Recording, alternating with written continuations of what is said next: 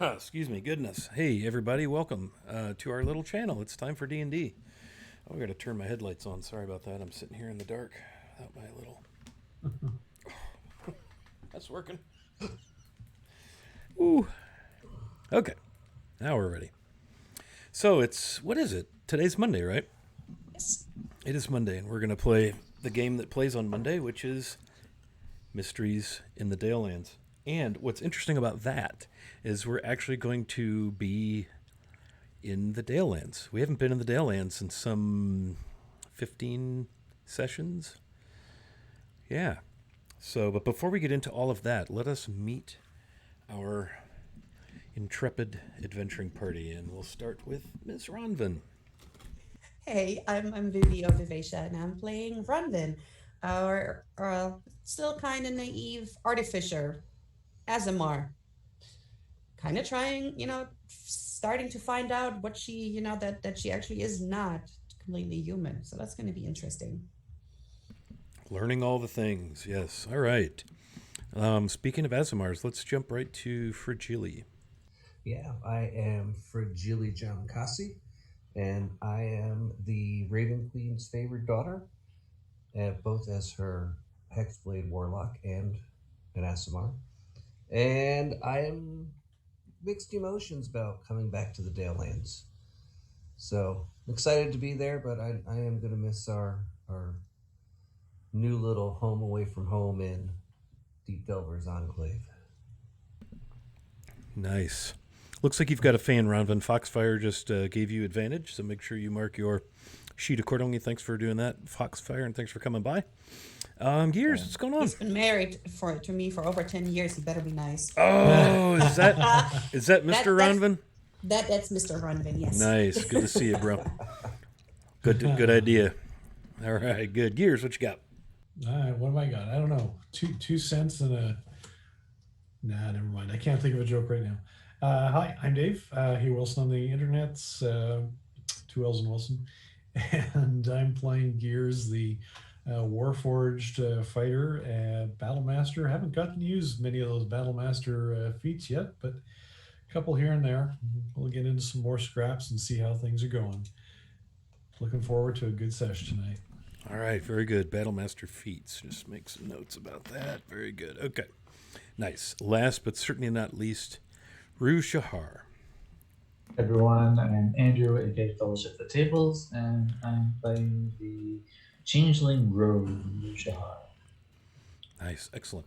And you may notice that we are down a couple of players. We are now a four-piece orchestra, and we'll get into that a little bit when we get into the narrative. But we've had a couple of players who've had to rearrange some priorities and so forth due to life's little joys. And so we are down to a four-piece band at this point in time. But fear not, our brave, strong-hearted adventurers and these four will continue on. Okay, and I am your host and dungeon master. The people on Earth call me Scott, but here on the Twitches and Twitters, I go by Wily Hobbit because I'm Hobbit-shaped and I think I'm clever, but I'm really probably not. So, last time we played, which was actually last week, so we're playing 2 weeks in a row. That's pretty exciting. The party was set to leave Deep Delver's Enclave. They did, in fact, make it out of the Enclave only to be set upon by what appeared to be a hunting party of sorts. A Drider, which is sort of a bastardization of a drow male, and a large spider, kind of a curse, created by the demon spider queen herself, Loth. This Drider happened to have with him, I believe it was 4 large poisonous spiders. And poor Calavera, having just announced that she was going to be remaining in Deep Delver's Enclave, almost died. Like she didn't, I suppose, really realize how prophetic her words were. She most definitely remained there for all eternity. But some quick thinking actions on the part of Fragili and Ronvin with some healing and so forth managed to save the day. And Calavera was spared an awful death at the hands of the very, very coordinated archer, the Drider. And the party won the day. But it turns out that the Drider and the giant spiders were not the biggest roadblock in the way of the party progressing toward its dream of returning home to the Dalelands, back to Dagger Falls. You see, they've completed their business in Deep Delver's Enclave. One, they managed to rid themselves and Faerun of the Dagger of Discord that had caused so many issues back in Dagger Falls. That dagger will be enjoying its new home in Avernus with Ion the Veer. And they also managed to build some good relationships with the fine folks in the Enclave, not the least of which Balon, the beardless dwarf, Odra Windvane, the librarian wizard, and some other fine folks. And so, having accomplished those two main tasks, in addition to scoring some pretty nice treasure and other things, they're heading home. But Calavera has just informed them that they will be heading home without her, and they're about an hour out from the Enclave, headed back into the ruins of the vast underground city of Shadowreach, heading back to the location where they arrived here on Mystara. For you see, they are not on their home world. They are on Mystara. They are not on Toriel. And so they have with them a totem that is able to recast the spell Dream of the Blue thingy thing. Let me... Dream of the Blue Veil. Thank you, D&D Beyond. Which is how they came to be here in the first place. The wizard Round Tides cast the spell upon them, and then also sent with them a magical item that they might use to re-trigger the casting of the spell in order to return back to Dagger Falls. And it is there we will pick up the conversation with Calavera and Algernon, the wizard, talking with the party as they continue to argue over whether or not Calavera and will need escorted back to Deep Delver's Enclave. I will be playing the roles of Calavera and Algernon. Go ahead, folks.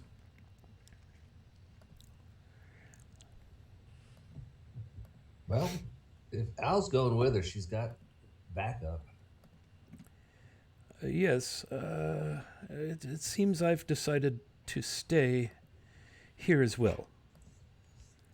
And so, just with a heavy heart that I bid my new friends goodbye, but hopefully not for all time. And he reaches in his robe somewhere in a pocket. What has he got in his pockets, after all? Pulls out a smooth brown pebble and flicks it to Rue. Here you are, friend. Take this sending stone, the one that Baylor gave me. That way, communications may still occur. Yes, we will definitely keep in touch. I'm sure we'll be back here at some point, and we'll check in. Runwin will kind of just like elbow fragilely and say, "I told you he thinks, she'll be his girlfriend." Al kind of snaps a sly look at her. I'm here to learn. This is a place with much to discover and much to learn, and perhaps I might more clearly learn how I feel about a certain wizard in the Enclave. Yeah, we know what you want to discover. All right. Well, that makes me feel slightly better about Calavera moving back. Didn't really make me feel better about the leaving part, but at least now I don't have to worry so much, because Fireball is his favorite spell. Yes, it is. I got to use it to some good purpose not long ago. It was wonderful. Yes, also, there's the small matter of your return home. And Calavera kind of looks at him. Yes, how will they get home if you're not with them? She kind of... It's like she suspects you all are up to something. Because you were so insistent that she not head back to the Enclave unprotected. And in another pocket in the robe, he pulls out a wooden dagger and flicks it at Fragile very quickly, rather awkwardly. If you'd like to roll sleight of hand to see if you catch it or dodge it, or how would you like to Sure. react to that? I'd like to try and catch it. No,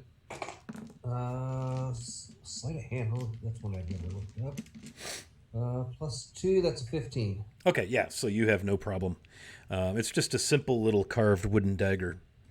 And in it, in some form of rather elaborate calligraphy, are the initials DF. Yes, this is the talisman that Rountitas gave me to cast Dream of the Blue Veil. So when you return to the site of our arrival, simply speak the words Dagger Falls.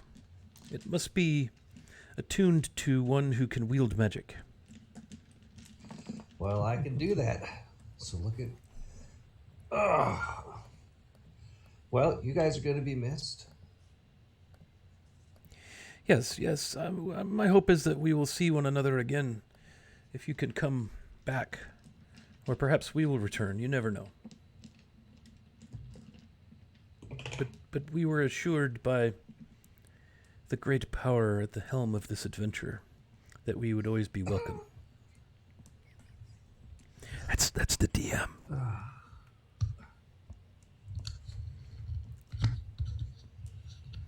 And so, we should probably take our leave and get back to the Enclave. And he kind of looks back up in the direction. You were only about an hour, maybe an hour and a half out when you were set upon by the Drider hunting party with the spiders. So they don't have too long of a trip back. All right.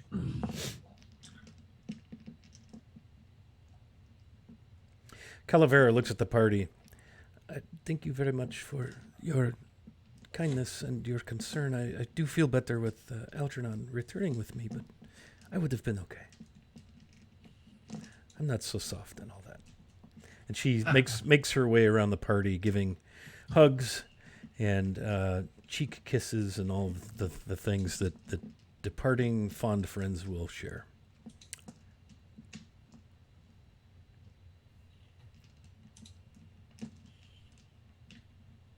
And we're off.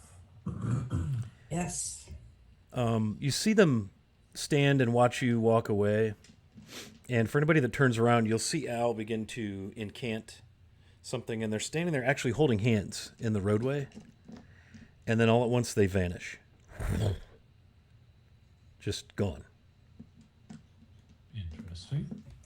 He's never done that before. They teleport? Does he know how to teleport?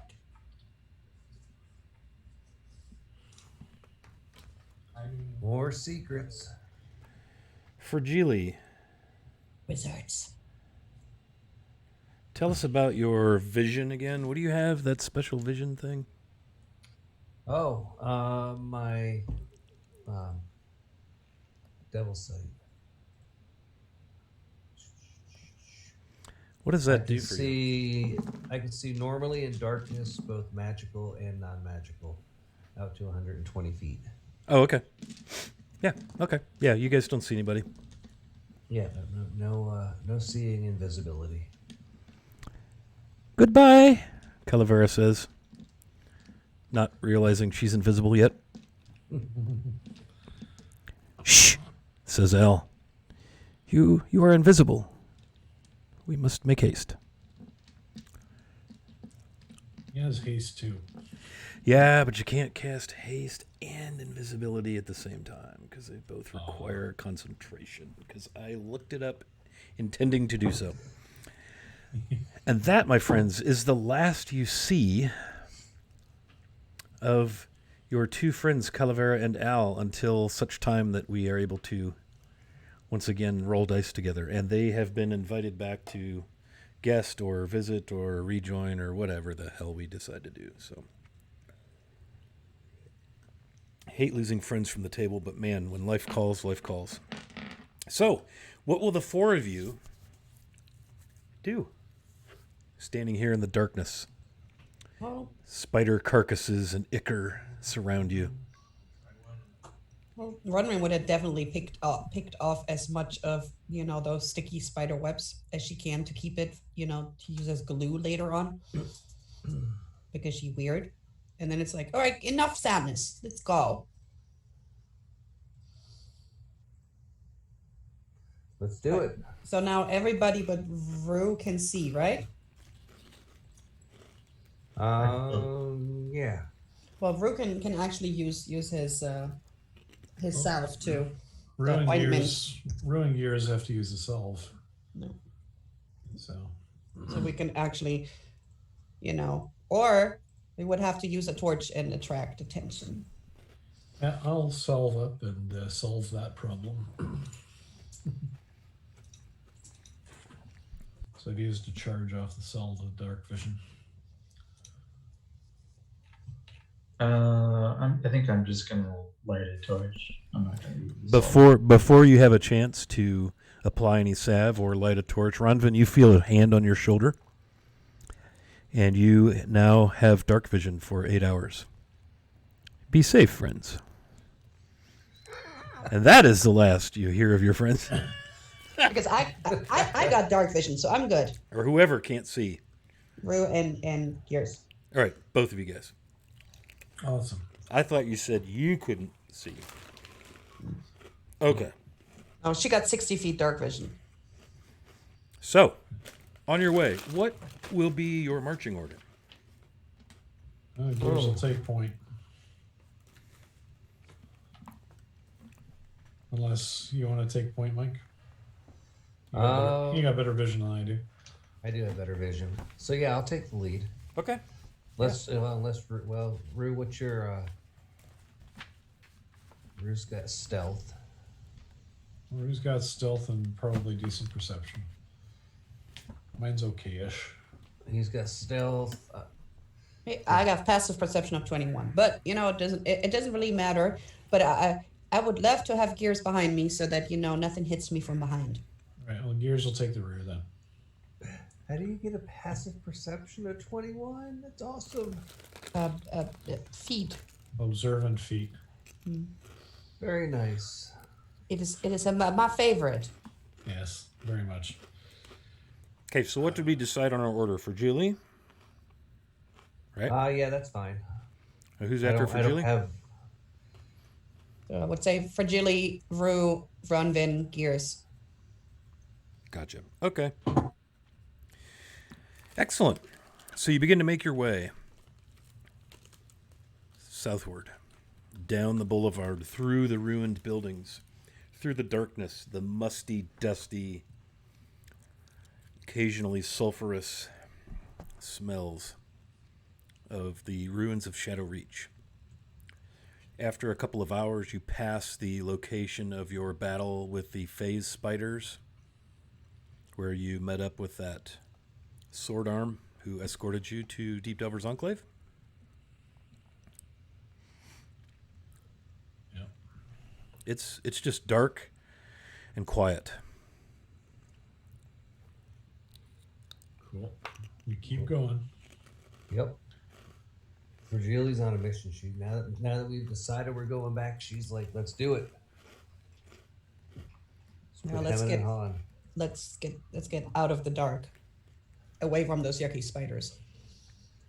Yeah.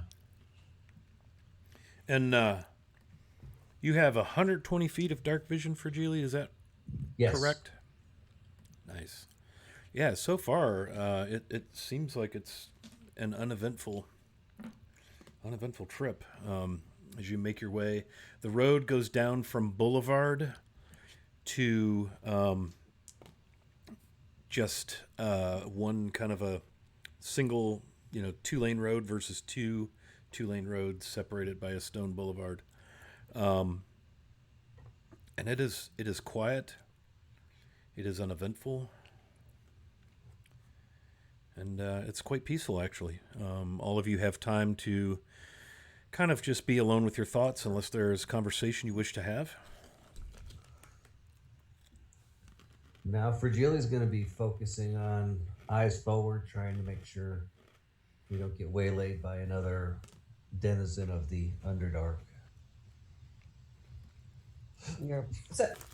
Sometimes you'll hear Ronvin like muttering under her breath, like, "What are you talking about? I already got him, Mama. What are you talking?" What? What she? Whatever. Let's go home.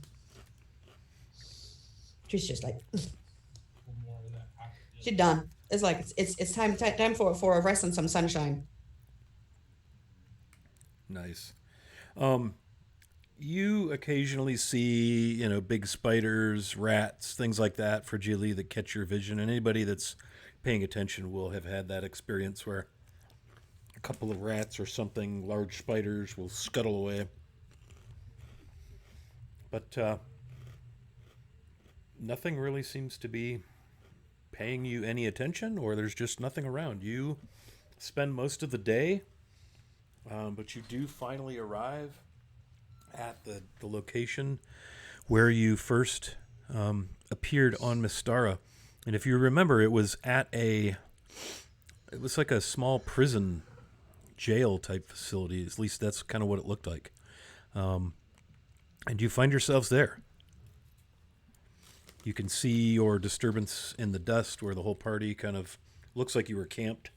But if you recall, the spell does put you unconscious, and you awoke to find yourselves here in Shadowreach. You can see familiar footprints, areas where you were all laying down, that sort of thing. So Runrun is going to find herself a spot right in there and just sit down cross-legged and said, "All right, let's go home." All right. So we needed to hold hands, didn't we? Or did we? You did not. And we just had this lay to rest, and that was. Oh, well, sweet. So let's do whatever we have to do, because Fragile, aka Mike, was at a basketball game the night that you guys. True. Yeah, it's a spell where we, roll out the queen size and have a slumber party. That's why Ornving is sitting so that she's like, "Oh, I don't want to fall. I'm just going to be close to the floor." As long as you are within 20 feet of one another, you can sit, stretch out, relax, but all you need to do for Julie per Algernon's direction is to hold the totem and repeat the command word. And now that you are Dagger Falls in the place that you need to be, it will activate. And as it does, as you hear Fragile, one of the last things you hear, everything begins to feel like you have much less weight, light, kind of floaty. It's a little disconcerting, really. And you drift off. You know that feeling when you're almost asleep, and you're like, "Oh, am I drooling? I don't care." That pure bliss. That's good. And you just let go, and you go unconscious. Yeah, And that drooling sleep's the best sleep. yeah, your heart rate slows. You're absolutely slumbering fitfully. It's a 6 hour in time. Each of you will have very vivid visions of a fond memory from your life in Faerun. Any memory you wish. Gears, yours would actually be from your time on your homeworld of Corvair. But as when you came here, you experienced some visions. You also experienced visions on the trip back. I will say that you will all be granted the boon of a long rest, so make sure you mash the long rest button on D&D Beyond. And everything sort of ends with each of you experiencing, as your visions sort of conclude, you experience this almost like coming through a blue mist or a blue veil, or almost like coming through a waterfall without getting wet. And one by one, each of you sort of come to, awaken, feeling very, very, when you have that nap, and you meant to do 15 or 20 minute power nap, and then you like pass out hard on the couch for like 3 hours, and you wake up and you just don't know where the hell you are. Not sure who I am, where I am. That's kind of the effect. You remember your vision very vividly, but your sense of time, you just don't know how long you've been out. Aside from the crusty drool that's dry, so it must have been a while. But you just have that sense of no bearings. It's dark where you are. You are on a dirt surface. For those of you with dark vision, which is the entire party, as you look around, maybe you sit up or kind of get on your side to look around, rub your eyes, you smell dirt. You smell burnt wood as if from a fire sometime. You smell stale bedding. You smell maybe the faint aroma of meals cooked. And as your eyes begin to focus, you look around and it appears that, and you see each other, it appears that you're in a small cabin. Like a hunter's cabin, perhaps. There are bunk beds where 6 may sleep. There's a desk, a table, there is a fireplace, must be the source of the wood burnt smell. And it's a hard-packed floor. There are implements, cooking apparel.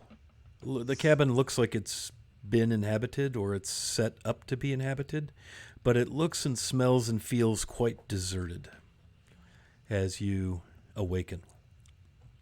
It is dark. Is there any windows? As your eyes adjust, there are a couple of windows.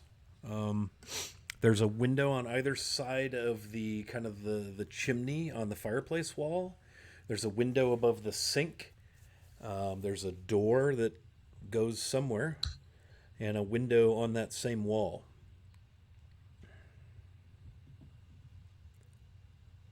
Is there any light coming through, like moonlight or something? It's dark. No, there is not. Yes, a runman would definitely sit up and just start looking around, trying to figure out where she is.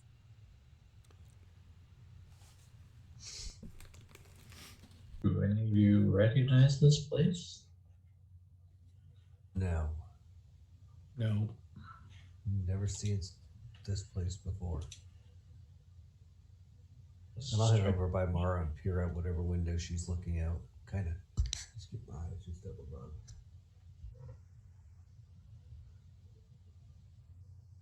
I'll get up and kind of rubbing my eyes. I'll go over to the desk and see if there's any papers or anything there that might indicate whose place this is. There is. There's a paper on the desk. There is a dagger stuck in it. Looks like a bone-handled, nice blade. Nothing extravagant, but very nice. Bone handle. And it is stuck. Such a nice way to leave us a message. What does it say?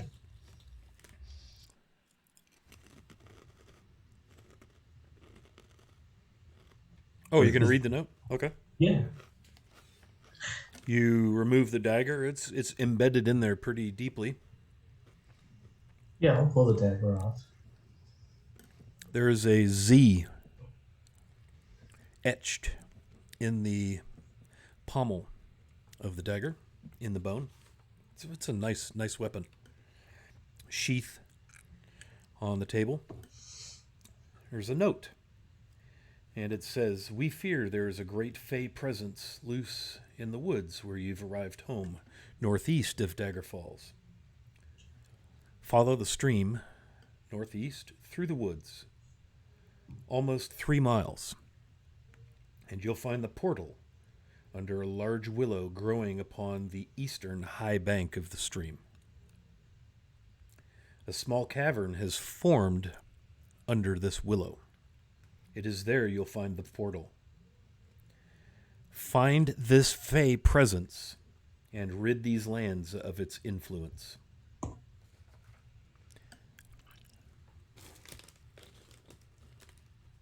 Is it signed? Nope. Do we know the handwriting? No. Well, roll. Let's roll intelligence and add whatever your intelligence bonus is. Okay. Yeah. Hope you guys Right. roll better. That's a 9. I rolled a 2. I have a +7 on intelligence. Nice. Can I use my advantage from earlier and roll a second time? Sure. 17. That's much better. You have seen. Hey, Ranger Harley, what's going on? Let us know who that advantage goes to, buddy. You've seen this handwriting before. You've seen it in Dagger Falls on various announcements or proclamations from the City Watch, the constabulary.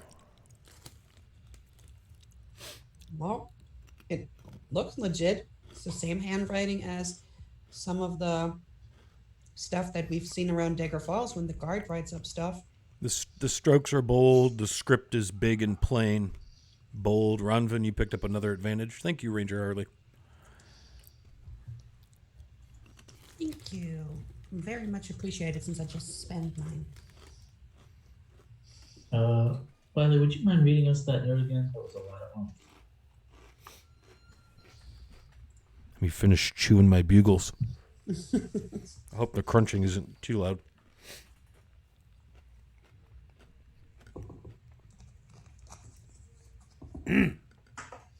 We fear there is a great fey presence loose in the woods where you've arrived home, northeast of Dagger Falls. Follow the stream northeast through the woods, almost 3 miles, and you'll find the portal under a large willow growing upon the eastern high bank of the stream. A small cavern has formed under the willow tree. It is there you'll find the portal. Find this fey presence and rid these lands of its influence.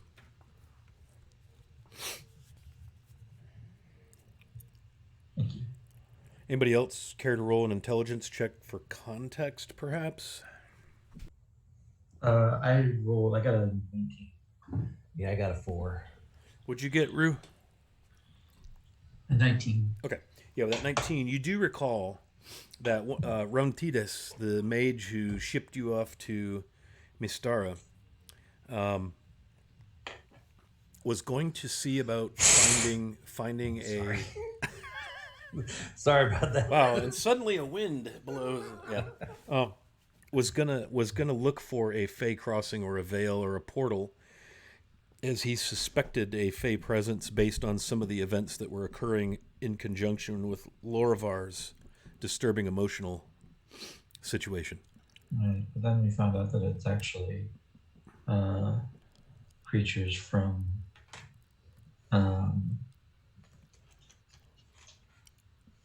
Dark Fae. The Unseelie Court.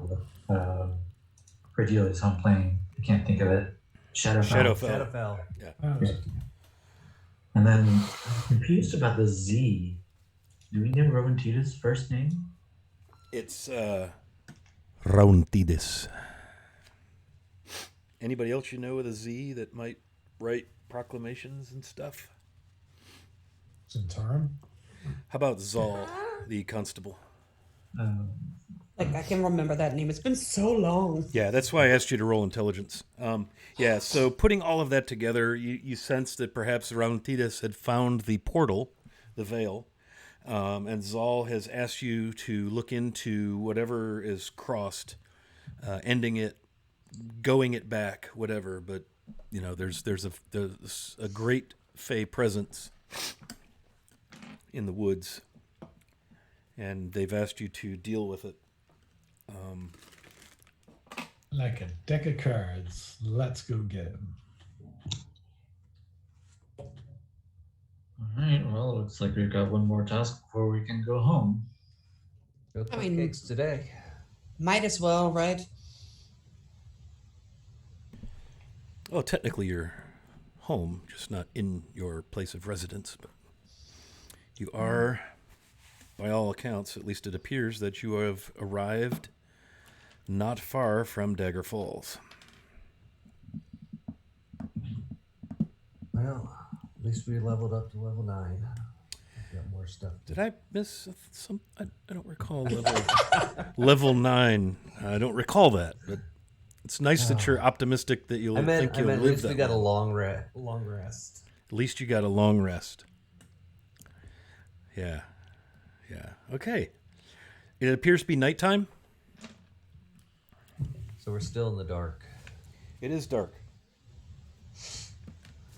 The instructions were to follow the stream to the northwest for possibly up to 3 miles. Weather outside? You don't hear any rain or wind, and the cabin doesn't feel cold or any, but you're indoors, so you're not entirely sure. Well, I'm all for just getting on the road. I feel super rested. Great spell. I wish you could just sleep that way every night. We'll use the cover of dark. Okay, so my infused items, I got one on gears and one on Rue, right? Yep. Because I remember back then in that very first cave with the crossbar, I was, when I was thinking if Rue would get it or Al would get it, because Al might have was so squishy back then. Good. Else we would have had to reset it. Okay, so what would you all like to do? Well, guys, I think we just follow the stream. What do you think? Well, are we going to do it in the dark? I mean, we have dark vision, right? I don't know for how much longer. We only have 8 hours for. Well, if we had a long rest, it's finished. Oh, good point. Well, technically, a long rest is just 6 hours, and that's the duration of the spell. So. Yeah. Well, I know that. I gave Rue I put that little thing on Rue that he just had to touch. I don't even know what it was. Some kind of little thing he had that would shed light, just as Penny Swoops has. Yeah. So I mean, we can do it, and then if it runs out, we'll just have to turn on the lights. We might as well take advantage of it, and we're rested. Okay. Wiley, would we found a globe in Violet Falls. The orrery? The orrery, yep. Yeah. It shows where all the stars are in the sky. Mm-hmm. Would I be able to tell, where the sun is, or only the stuff directly above me? Well, you'd have to look at it. I'm thinking I'm going to pull it out. And I could tell you better. I'm going to pull out the orrery and tell the guys that I think I want to see if we can, maybe this will give us some idea of where the sun and the moon and everything is. Maybe we get an idea of how far off dawn is. Because if it's 8 o'clock at night, I say maybe we just follow the stream. If it's 3 in the morning, why not just hang out here and see if there's any food we can scrounge up? And so I'm going to pull out Ronvin's. Ronvin hasn't put the legs on my table yet, so we'll get to that later. So I'm just going to pull out the orrery, and I'm going to set it on the ground and see what it shows me. Okay. Yeah, and after a while, it begins to project upon the wall as it is wont to do. And actually, what it's doing, it's projecting straight up onto the ceiling of the cabin.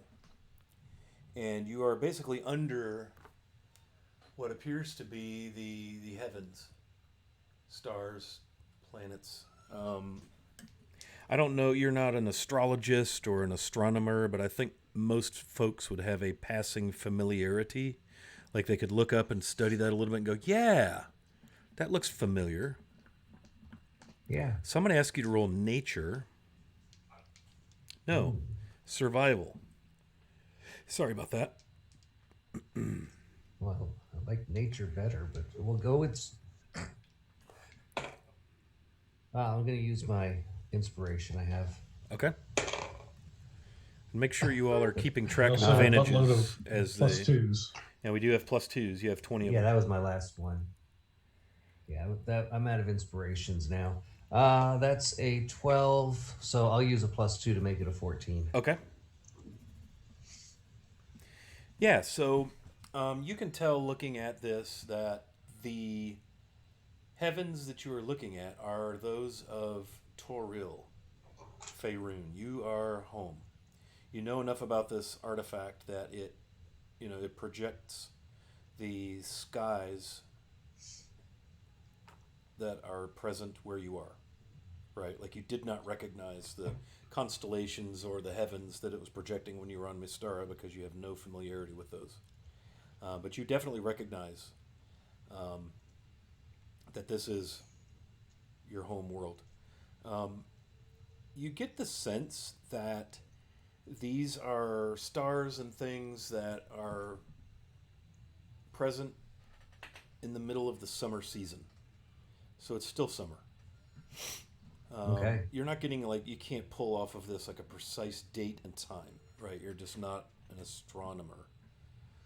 But it We're feels gonna like fix that. evening time to you, somewhere between 9 and midnight.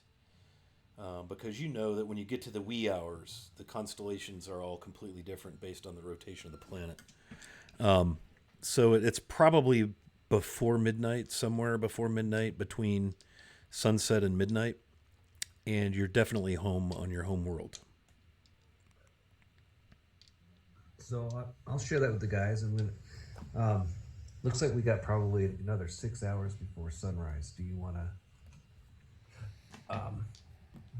go it in the dark with Ronvin and I leading the way, or would you prefer to wait until you guys can see?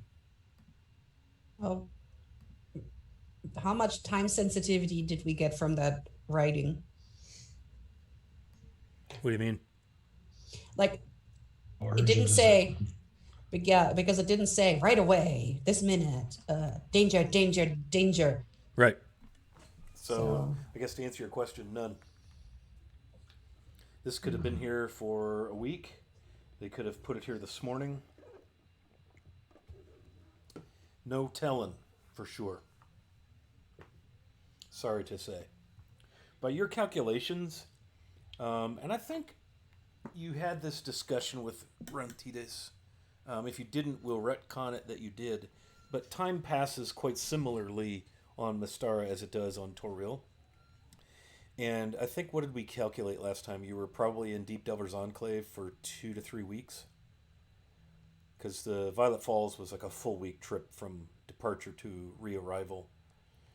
So I bet you were probably gone a good 2 weeks. So it's probably 2 weeks that have passed. So that's your best time reckoning at this point. yeah. Not to nitpick, but in Faerun, a week is 10 days. Okay, well, I'm using English terms, but you've Yeah. been gone about 14 days. Oh, A 10-day plus 4. How's that? sounds perfect. Thank you for helping me clarify.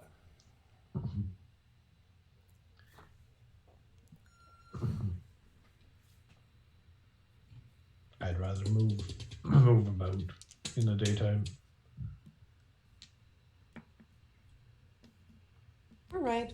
Well, then Ronvin starts, investigating around the cabin, you know, Okay. and maybe even outside around the cabin and see, what's there. Just because Okay. she refreshed. Yeah, go ahead and roll. Yeah, you all are pretty well awake. Refreshed, I should say. It's not that you couldn't go back to sleep if you wanted to, because you certainly could. Roll investigation, Ronvin. It's a 22. 22. Wow, nice. Okay, so you find a trapdoor in the floor. Mm-hmm. You find a stone hearth, small stone hearth. There's a big pocket opening in some of the stonework beside the hearth, and it's all full of cut wood. There's smaller bits of wood in a smaller pocket, so it looks like the fireplace has been, set up for use. There are crumbs and things on the table as if maybe a meal was had at some point. It looks pretty stale. You see a couple of longbows, a couple of short bows, a few quivers of arrows hanging on the walls. You see a nice set of knives tucked away in some of the cabinetry, and then various rudimentary cooking apparel, such that one might keep in a hunter's lodge. And that's kind of what this is looking like, maybe a hunting cabin. You don't see any personal effects, no books, no journals. There's some candles in a pile at the end of the counter where one might be preparing food or doing dishes, things like that. Of course, no running water or anything in there. And then again, the 6 bunks. So just by looking around, it looks like it could be easily comfortable for maybe a party of 4 to 6 hunters. It seems relatively insulated in that it's probably a year-round. You could be out here in the winter as well. If you do go outside, it is a beautiful, cool summer's eve.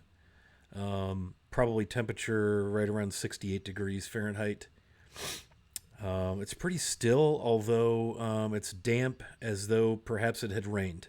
So it has that almost intoxicating smell of rotting leaves and various trees and flowers. There's definitely a strong evergreen scent present. So you're probably in a deciduous and piney woods. There's a small porch upon which set 3 wooden handmade chairs, a small table. A little stone path leads away, assuming probably to a privy. It's just a nice little setup out here in the woods. And you do find and hear, once you get outside, and the leaves, sort of gently rustling here and there with the occasional breeze, you do hear the sounds of a stream, a small waterway behind the cabin. She definitely wants to check out the trapdoor for the whatever cellar is there. Oh, okay. Yeah, sure.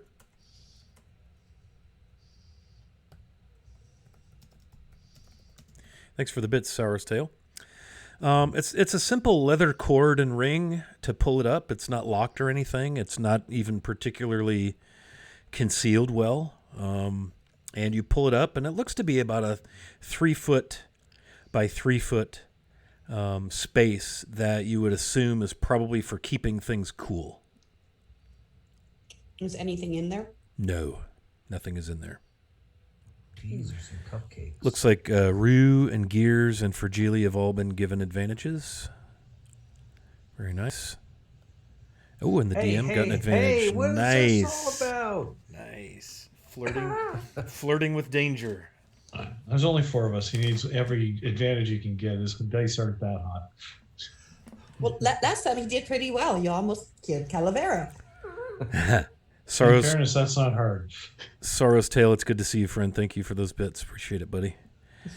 So, that's kind of the layout of the cabin. It just appears to be a hunting cabin. Awesome. Gears will look for wood, and if it's cool enough, set a fire out. Okay. Ronwin will just sit down and tinker with, bits and bobs that she has, in her pockets.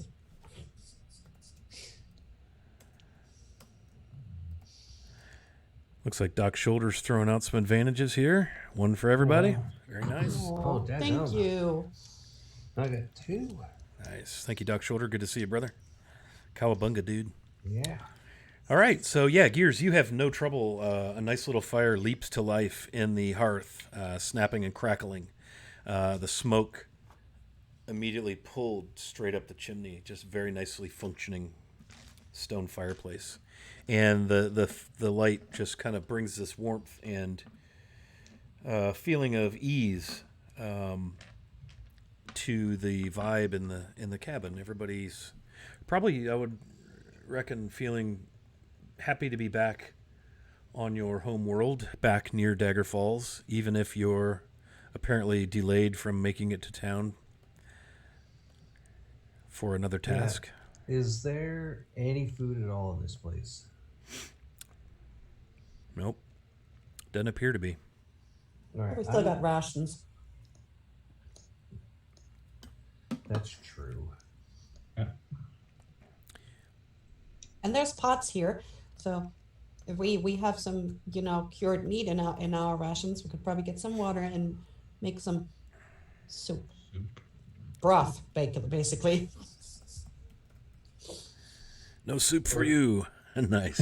Soup Nazi. Oh, that's a great episode of Seinfeld. Days worth.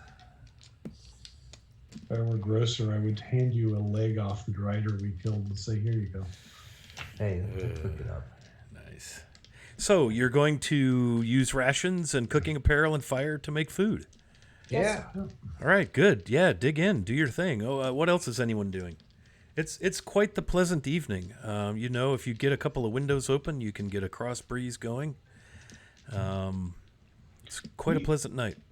We have that. We have that hot plate, don't we?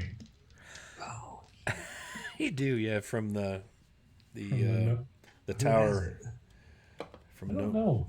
That was a cool thing though. You cast heat metal on the plate once a day.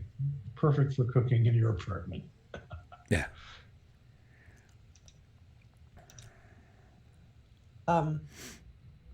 Who had heat metal? Well, Did both of them stay behind? it comes with the artifact. Oh. The artifact enables it to cast it upon itself.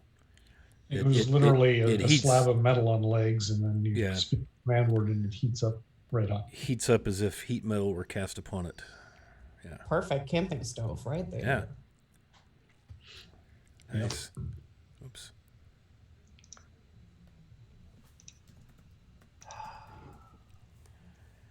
Okay, so what else would you all like to do? Just pass the night uneventfully, have some food and maybe a cat nap before dawn?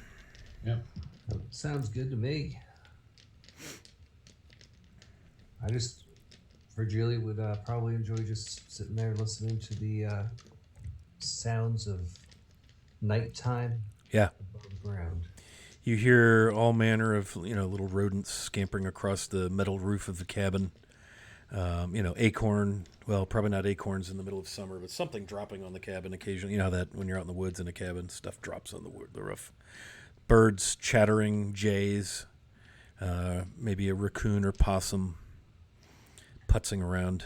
And, if the windows are open, you can probably hear the stream murmuring behind the cabin.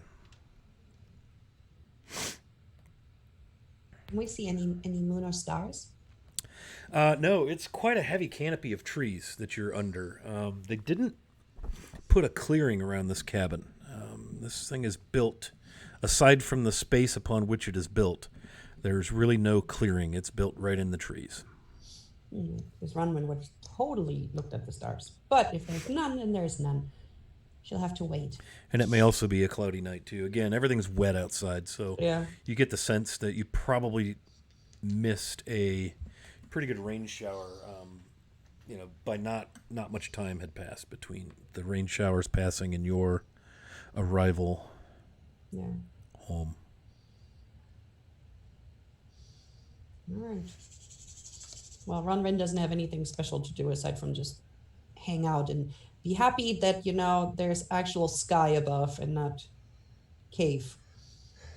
I think that Fragile will wander down to the stream and kind of find herself not purposely hiding from everybody, but just find myself a quiet little spot where I can say my prayers to the Raven Queen and Sure. Sing her some praises for the experiences that I've survived and share my memories with her. Excellent. So you can find there's any one of dozens of trees to lean against or sit against. There, as you get down by the stream, it's quite rocky. In places, there are also some pools. It's probably 4 to 6 feet across at any one point. If you look downstream, even wider pools. So and it's got water. It's full of water. So there's a little bit of rushing and babbling and so forth. And so as such, there are some large rocks upon which you might choose to sit. Yeah, and I think my prayer is going to be a little one of Thanksgiving too. Even though I really felt close to her because of the magic that was involved with the Grendel root. There's something nice about being in the dark under the sky versus a dark trapped underneath, tons and tons and tons of mountain. Yes. Yeah, and you get that sense. You've prayed and felt abandoned. You've prayed and felt incredibly in tune, like in Black Claw Mountain. But most often when you pray, you just feel content and some connection that your prayers are, if not heard now, they will be received. And you feel at peace with that. Awesome. And I'll probably hang out there until dawn starts to break. Okay.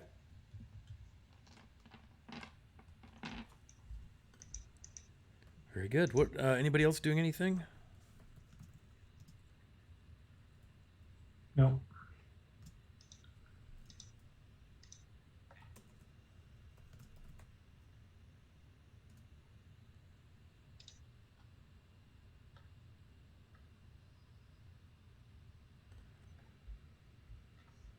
Okay.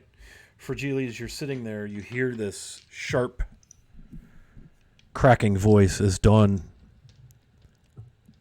breaks the eastern sky and the birds twitter softly. Dawn take you all and be stoned to you. Not really. Just thought I'd throw that in there. From The Hobbit. Because I'm a Hobbit. What a Okay. troll. The trolls. It God, does make that's my happy. favorite part of the whole book. Okay.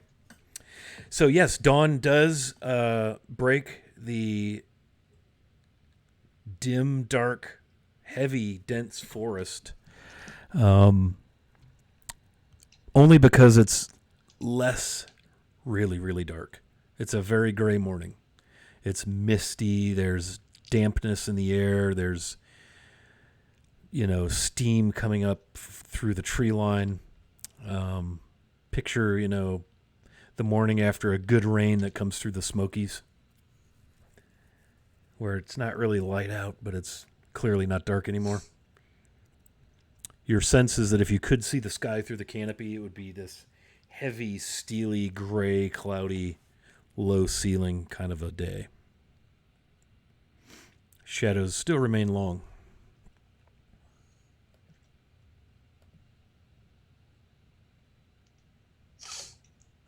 Yeah. Runman is probably bouncing around. Like, all right, all right, all right, all right. And do we still have some of the mint for some tea? Mint. Oh, we left that all in Mystara. Well, I know, Calavera and I took some to make tea on the road. Okay. I don't know if we have any That's left. fine. Yeah, you can make some tea. Yours is also carrying a small barrel of tea. I thought it's wine. The mushroom tea. Oh, mushroom. Mushroom wine. Yeah, from the Lucky Loot. It's breakfast. You drink tea at breakfast. And she's just gonna, heat up some water and make some tea. Mint tea, because we're celebrating that we're back here. Okay. Anyone else doing anything as I pour beverage all over me? Oh dear. I do that once in a while. Now for Julie's good. Okay. So So yeah, Mike- Ronvin. Oh, go ahead. Mike will be right back though. Okay. Yeah. So Ronvin, you don't have any problem boiling some water, getting some tea made. It'd be easy enough to get the fire reconstituted from the embers from the previous evening. And you all just kind of, stretch out your crickety joints from sitting on a dirt floor, feeling no worse for the wear,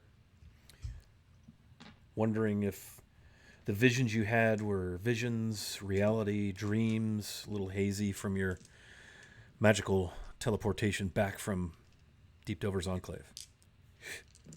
I think we're gonna need a pipe leaf redeem for stretches. Remind us to stretch. While you're saying stretch, it's in my mind Hydrate. like, yeah. It's like all tight. Hydrate. Okay. So she offers everybody tea. Very good.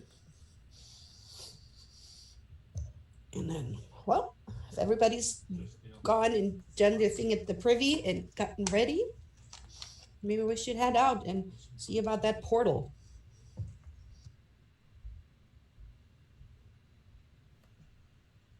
Indeed. So, you like to make ready and see if you can't follow the stream? Yep. Given Fragili's review of the constellations and so forth, you can easily determine which way would be northeast, upstream.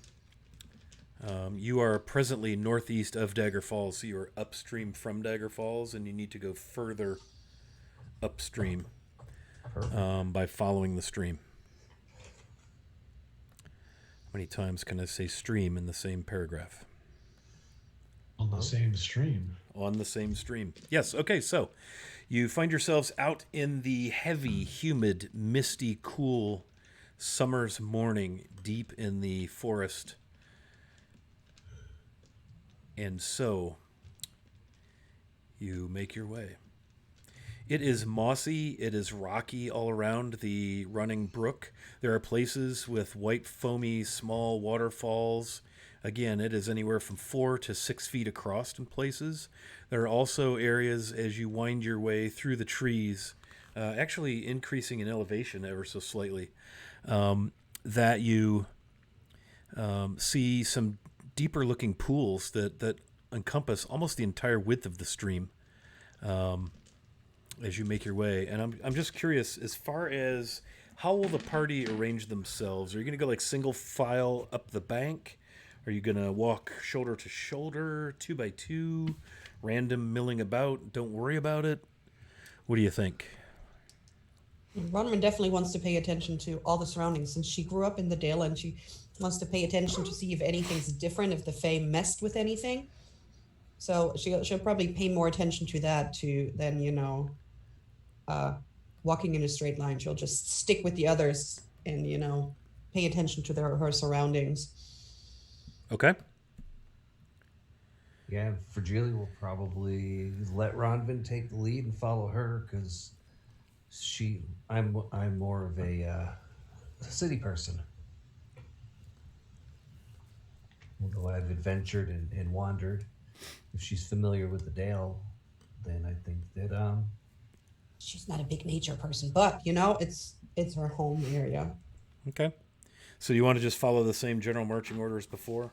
Head for Geely Rue Ronvin Gears? Sure. Kind of all headed northeast within stone's throw of the stream?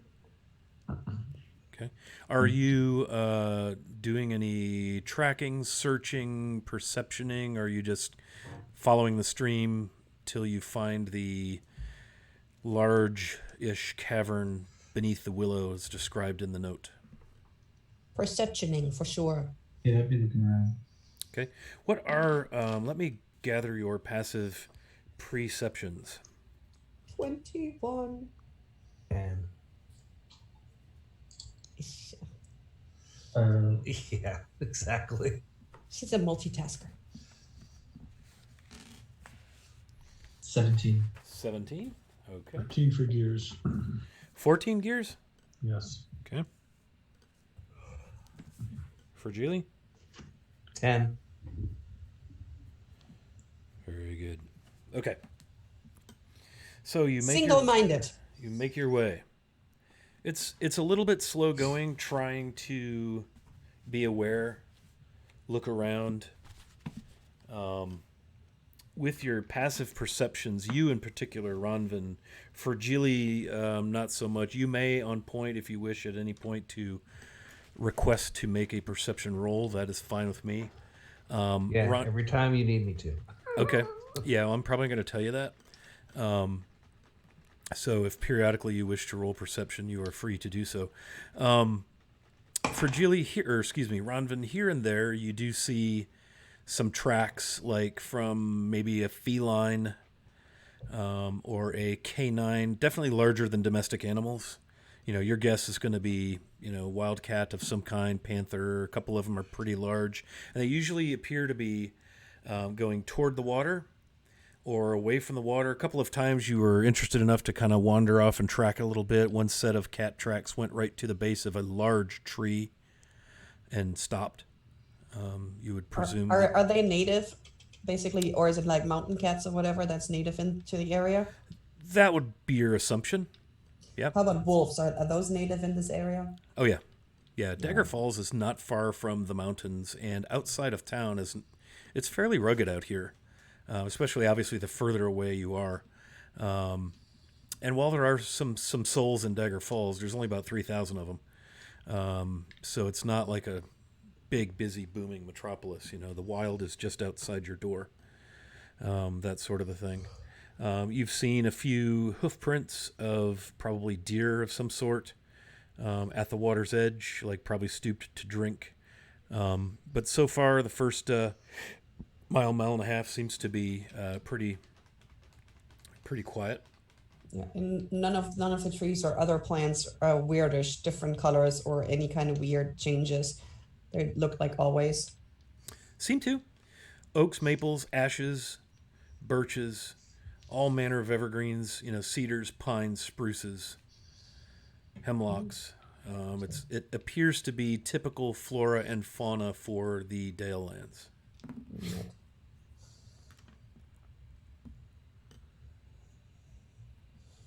How about the stream? Before I forget. It looks clean, clear. It looks cold. Does it smell funny? You can go over and take a whiff.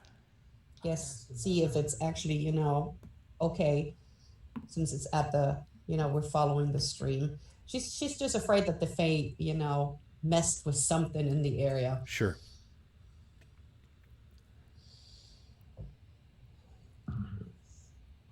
So what? Yeah. So you look at the stream and it, maybe cup a little bit of it, bring it to your nose, and it doesn't have a smell. Which is what it should be.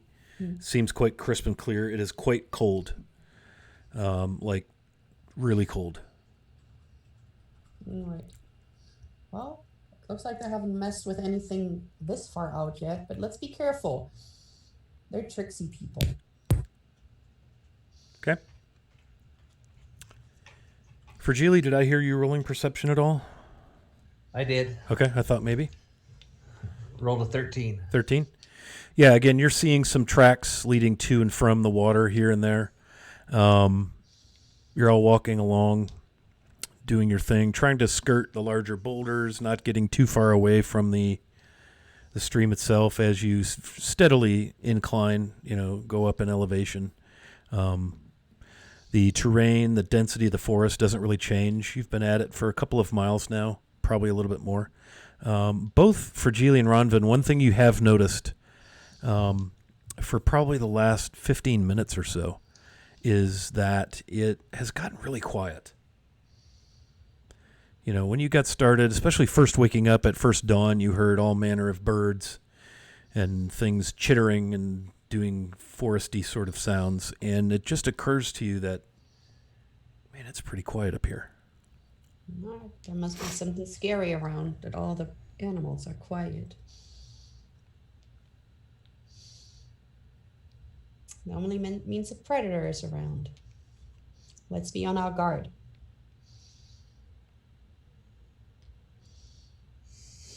Mike, you totally look like you have a third eye in your forehead. You're There is. there?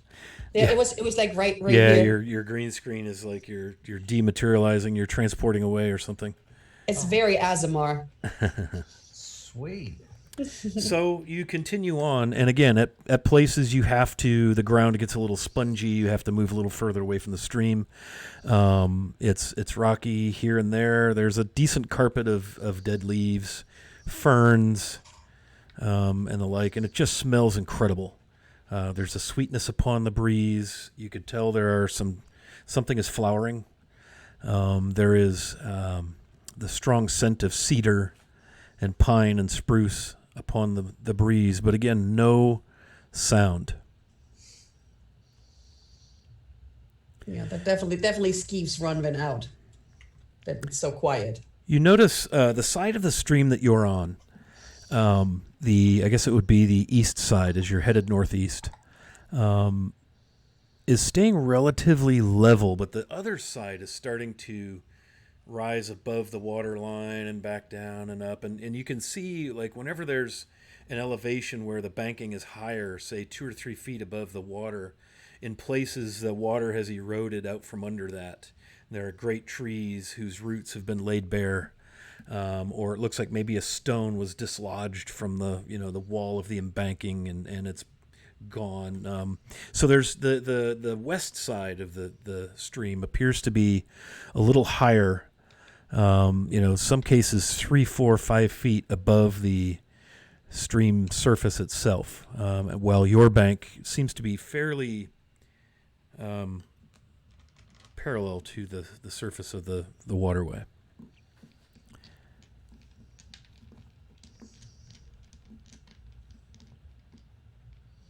Well, with it getting quiet, I'm gonna have my sword and shield in hand as we're walking. I think we should just continue walking.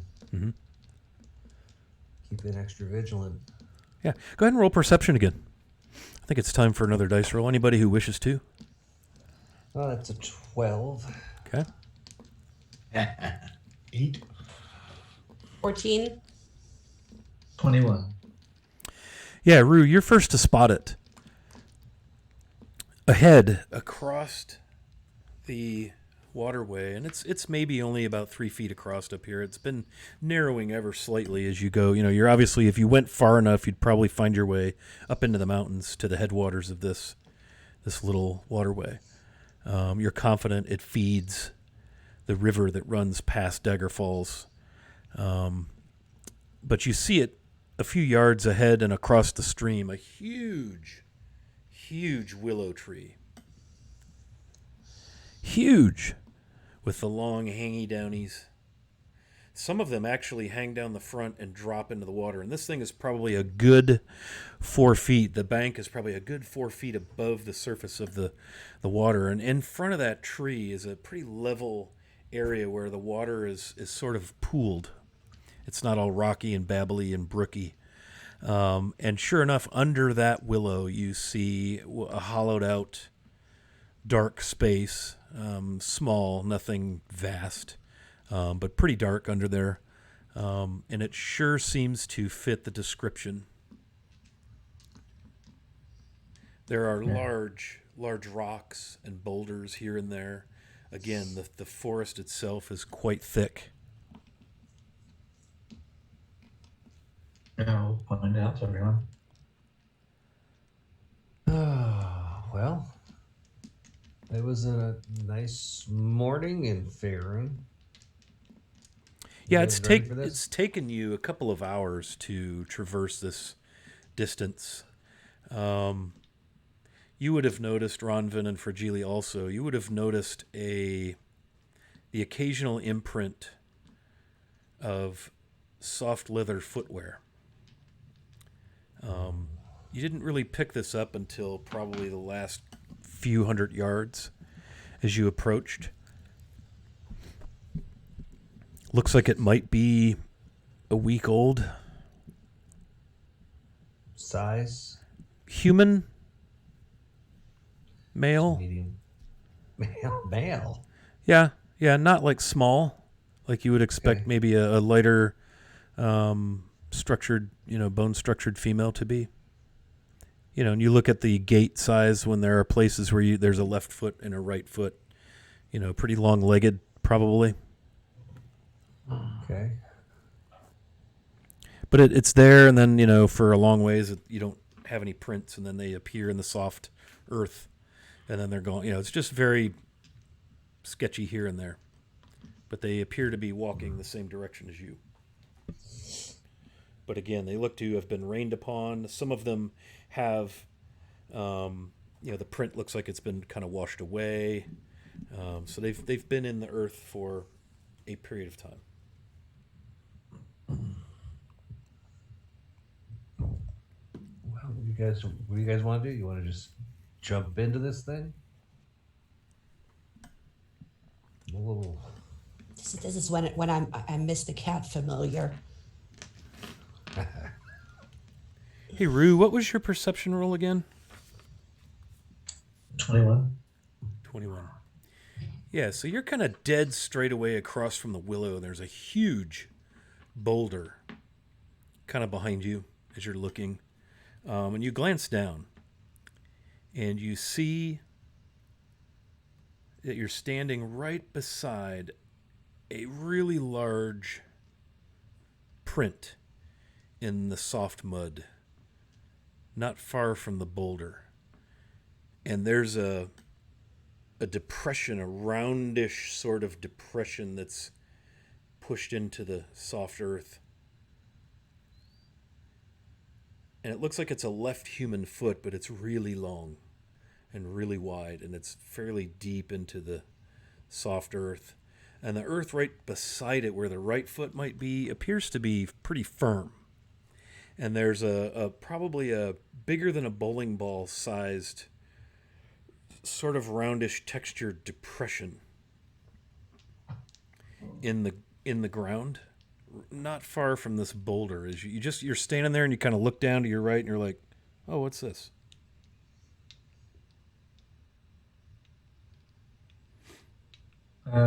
Yeah, I'll kind of kneel down, get a closer look. Okay. What do you all make of this? I don't know. Would be a survival check, right? Could I aid somebody in making a survival check? Yeah, +3 in survival. How's everybody else looking? +4 for gears.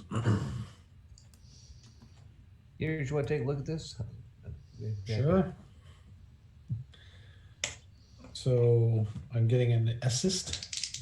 Yes. So you all are checking things out. Yep. That's 17 for gears. Yeah, okay. So you're looking at this, and judging by the moisture of the ground, the depth of the print, and then the dryness, and this thing is long. It's bigger than human male. This is bigger than large. One might almost think giant. Oh. Yeah. Ronvin, with your passive perception, as you all kind of crouch and kneel and look at this thing, out of the corner of your eye, and everyone, of course, being on kind of high inquisitive, curious alert, Rue, you hear the distinct snapping of a branch. And out of the corner of your eye, Ronvin, to the right, from behind the boulder, you see a movement. Okay. And a huge great club comes down and pounds on gears. And then again.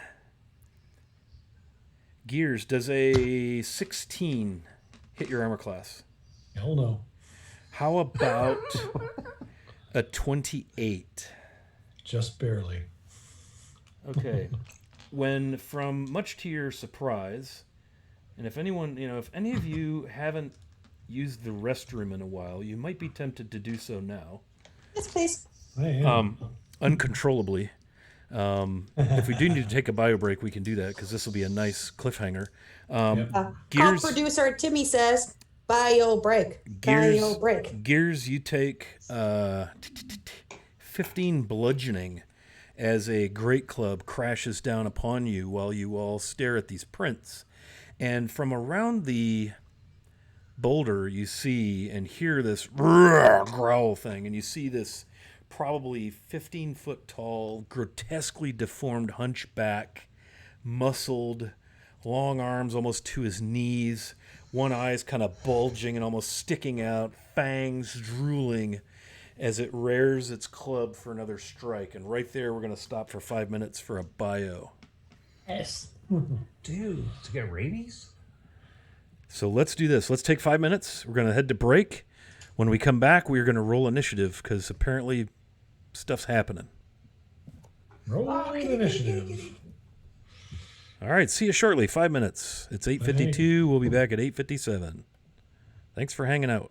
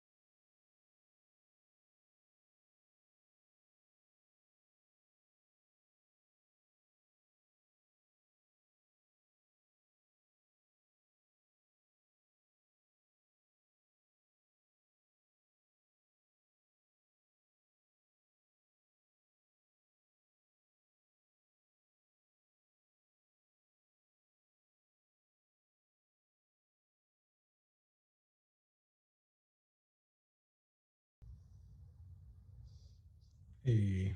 Muted. There we go. All right, we are back, and I believe we're going to roll initiative because Gears just got pounded with a huge wooden great club in the hands of a kind of a gray-skinned, heavily muscled, kind of really scary looking, balding, warted, hunchback, deformed, bulging eyed giant.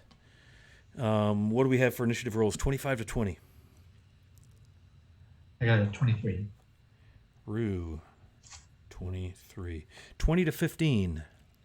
19. 16 for Gears. And for Jaylee. 5.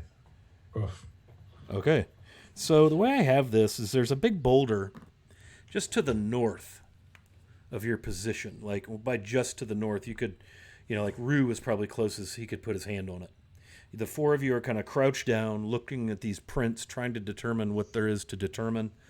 And all at once, this club comes crashing down once, misses Gears, and as everybody goes to stand up, wham, just hammers him. I think it was 15 bludgeoning, correct? Yeah, that's reduced to 12 because of my heavy armor feature. Right, yes, nice. Okay, very good. So you all are within basically, this thing's swinging distance. This dude is probably 15 feet high, smells horrible. And Rue, it is your turn to act. I'm not going to ask any of you to spend any movement to stand. Whoever was like crouched or on a knee or any of that, you were able to kind of get up and have your full range of options. So go ahead. Yeah, I mean, I guess I'm just gonna whip out the sword and stab. Stab. All right. I will use an advantage on my first attack. Okay. That is 16 to hit. 16 is a hit. Okay. And sneak attack because all my friends are right around it. Plus you used an advantage. That's true too. So that is 14, 19 points of stabby damage. Nice. And it bellows in some language that's probably unintelligible unless any of you speak giant. Oh. Like that so much. I will hit him again. And this is going to be 15 to hit. That will hit as well. Another 3 points of damage. 3? Yes. Okay. Anything else you'd like to do? I think that's it. Okay. This thing's going to stand, kind of straighten up a little bit, and just kind of bellow. And he's going to look at all of you. I need everybody to make a charisma saving throw. Nice. 25. 21. 22. Wow. 16. 16, 3, 6. Hang on, I got to find some more 8-siders. Uh-oh. That's what you like to hear from the DM, right? Damn, I don't have enough 8-siders. Okay. Yeah, you get this strange pain in your mind as you look at this thing in the eye, and it scowls at you, and your head's just throbbing and searing in pain. But thankfully, all of you made your saves, so it's only going to sear in pain. Oh, there's the other 8.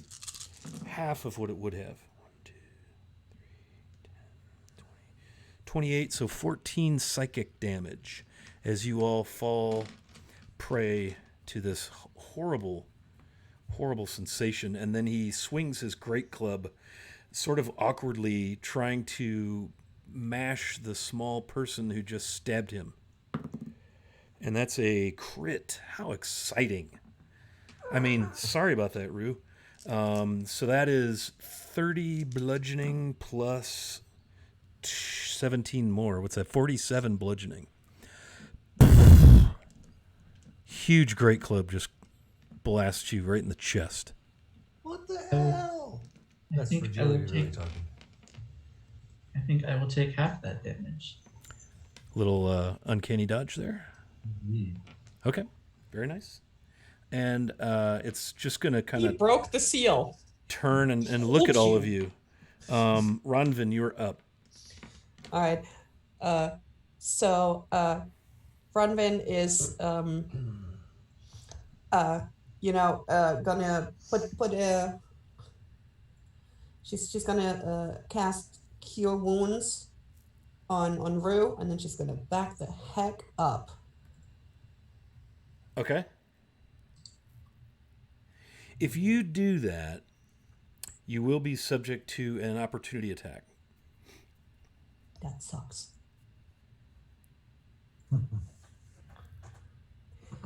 Okay. Well, I'm guessing I'm gonna disengage then and then move away. Okay.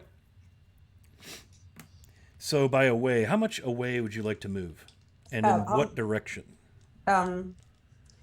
I would like to back it up, back with that the way we came from. Straight downstream, okay. Yes, and so I can still see it, but yeah, move 35 feet. 30 feet, 35 feet, your full movement? 35 feet, that's Okay. as far as I can go, and she will go all of it. Okay. As you're doing so, are you backing or running and turning and running? Well, Oh dear God. that's a good question. Probably doing like a little half thing, like when you're doing the halfway, like trying Start to backwards and turn as Yeah. you go kind of thing? yeah, backing it up. Okay, yeah, so you back up quickly, kind of like, club, you turn, and as you turn, you get this weird sensation, like all the hair on your little neck goes up. And as you turn, you see this absolutely magnificent black cat. But what's so magnificent about it is this thing is sleek and like glistening almost, twinkling, sort of. It's so black and shiny, and it has this long whip-like tail. But what's really remarkable about this cat is it has not 4, but 6 legs. And what's even more remarkable about this cat is it also has 2 huge, long tentacles protruding from its shoulders. And on the end of these tentacles, it has these pads that are probably 1 foot by 6 inches-ish with like some kind of spurs or spikes upon them. And it just stops, and it's got pointed ears that are flat back against its head, and it opens its mouth, Okay, so hisses, that's yellow fangs bared, yellow, just horrifying yellow eyes. And the fur is so black it's almost blue. And it's probably 10 feet in the direction that you're headed, coming upstream. Like you can't take your full movement without ending up right in its space. I'm going to give you the opportunity, since you had the prickles on your neck and you turned and saw it, if you want to stop where you are or take a turn, you might. all right. So Let's say you've moved about 15 feet so far. okay. So can I use my lightning launcher, since that's my weapon? You've disengaged, so that was your action. And you were in the midst of your move. Yeah. So I only got a bonus action. I don't have nothing as a bonus action. Okay. I just thought if I have an opportunity attack on the cat. Sure, but no. It's in initiative order, so as are you. Well, I guess then I stop, and I call out, "There's a creepy tentacle cat here.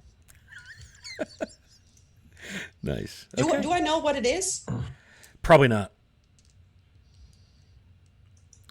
I would guess that of the 4 of you, Fragile would be most likely to recognize this monstrosity.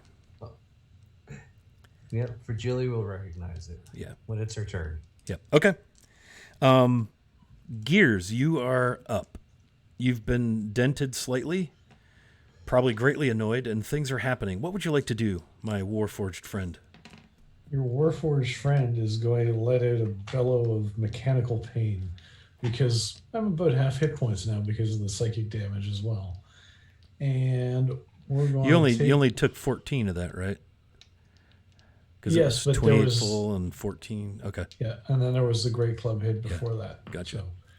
So, they are going to bring the Minotaur Great Axe to bear against the giant. Me and my big mouth was complaining about not using Battlemaster maneuvers, so It's go time. It's go time. I'm going to attack this guy with my axe.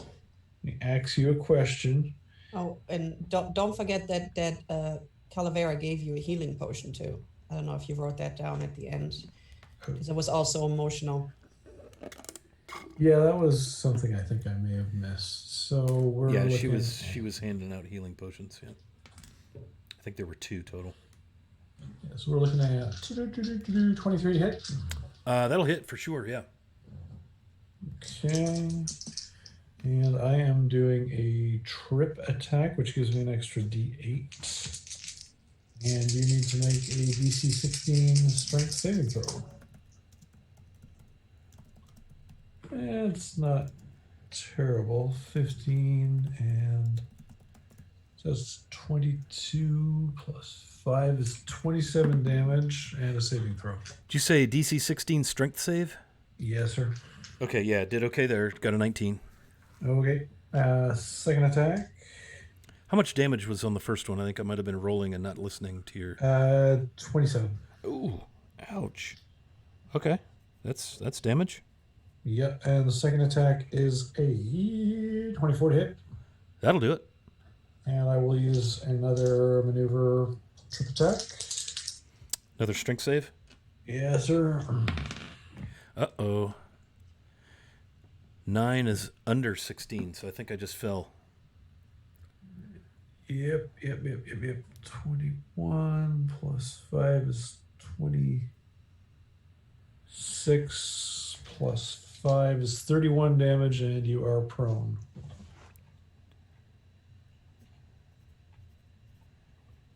Yeah, so, no. Down goes this 15-foot tall, 812-pound sack of muscle and sinew and ugly. Mike, you have a Zoom message. Anything else, Gears?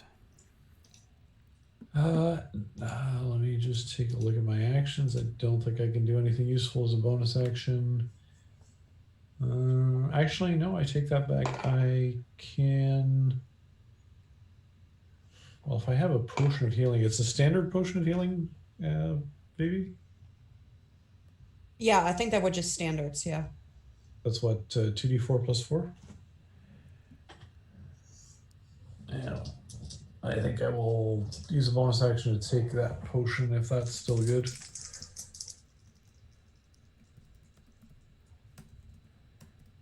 Yes, it is. Alright, so that's 5, that's 9 hit points of healing back.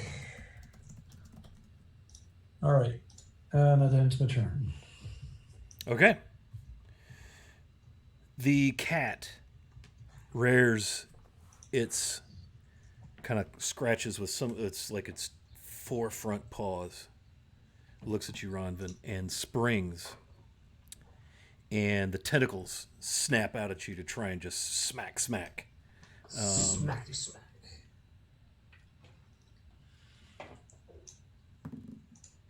14? Does 14 hit?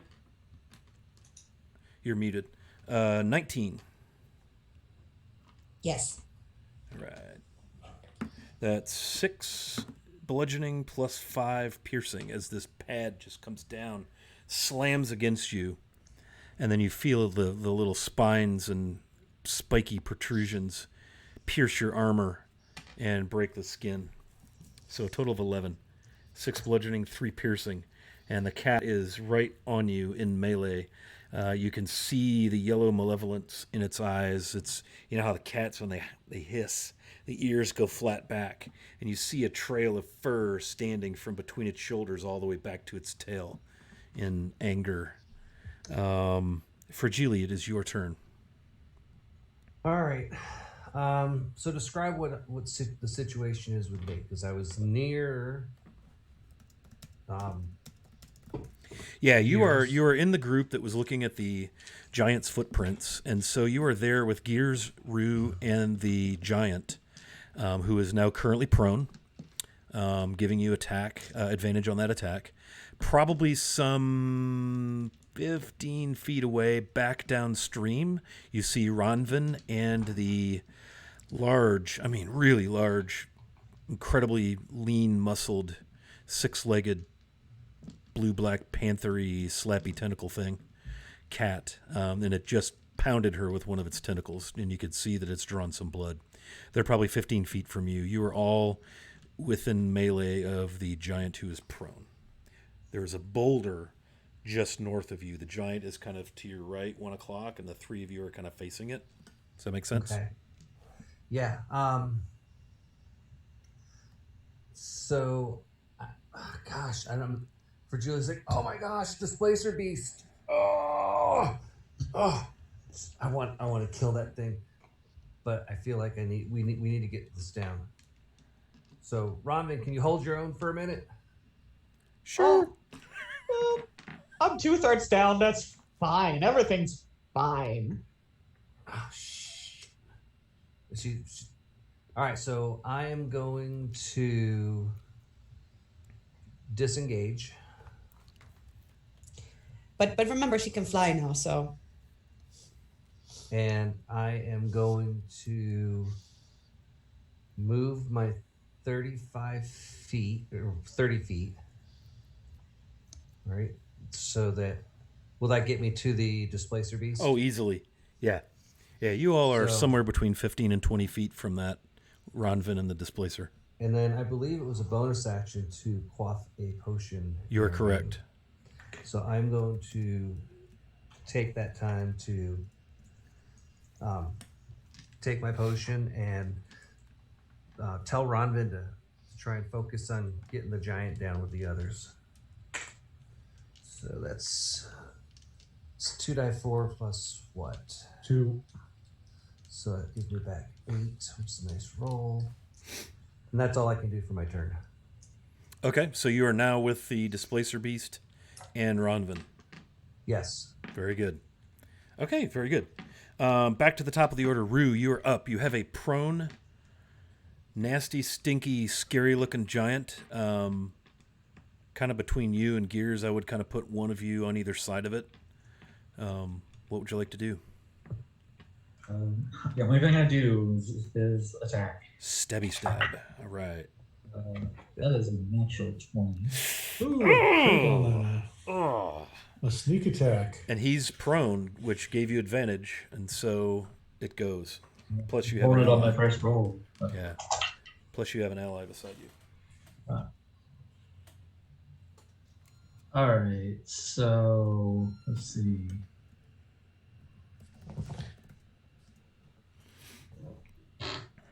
This is going to get messy.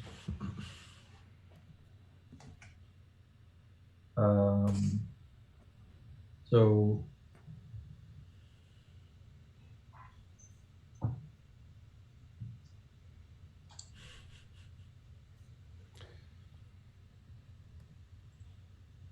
okay, so it's 6 plus 5. It's 11 plus 6 is 17 plus, and I'm just doubling the sneak attack damage. So that's 7,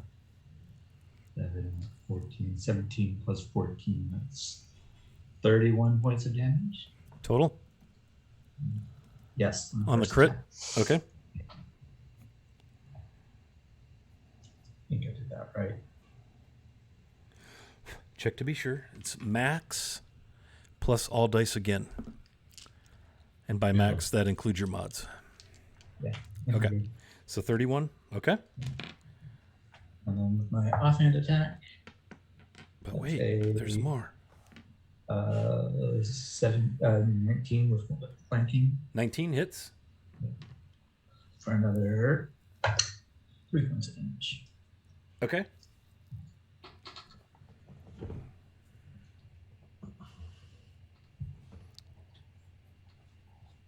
Okay. Yeah, looking rough.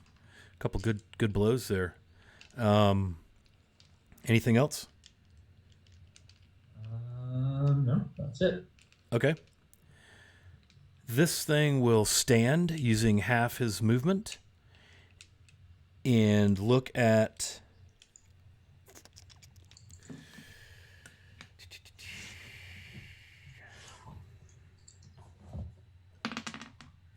Rue and say something again unintelligible, probably not terribly friendly. And I need you to make a charisma saving throw, please, as he stares at you with this hideous visage. One eye's kind of swollen shut, the other one's like bulging out like one of those crazy looking comet goldfish that you get at the at the fair. I'm going to use an advantage on this.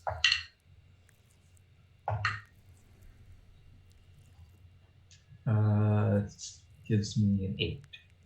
An 8. So as you all stand there, you see Rue immediately transform. He shrivels and hunches and gnarls, and his hands gnarl up. One looks incredibly arthritic almost, but still functional.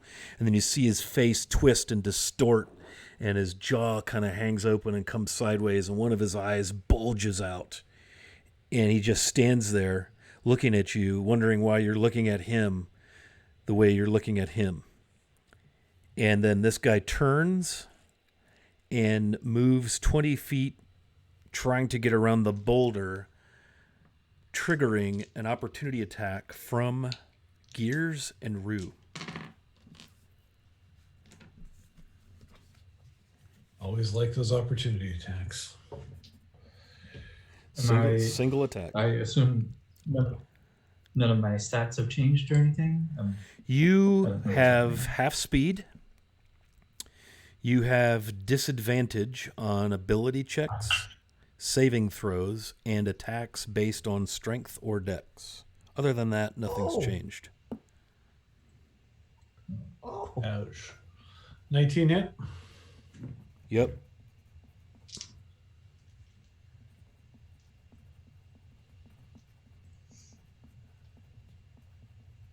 Okay, that is 18 damage. Oh, no, sorry. 23 damage.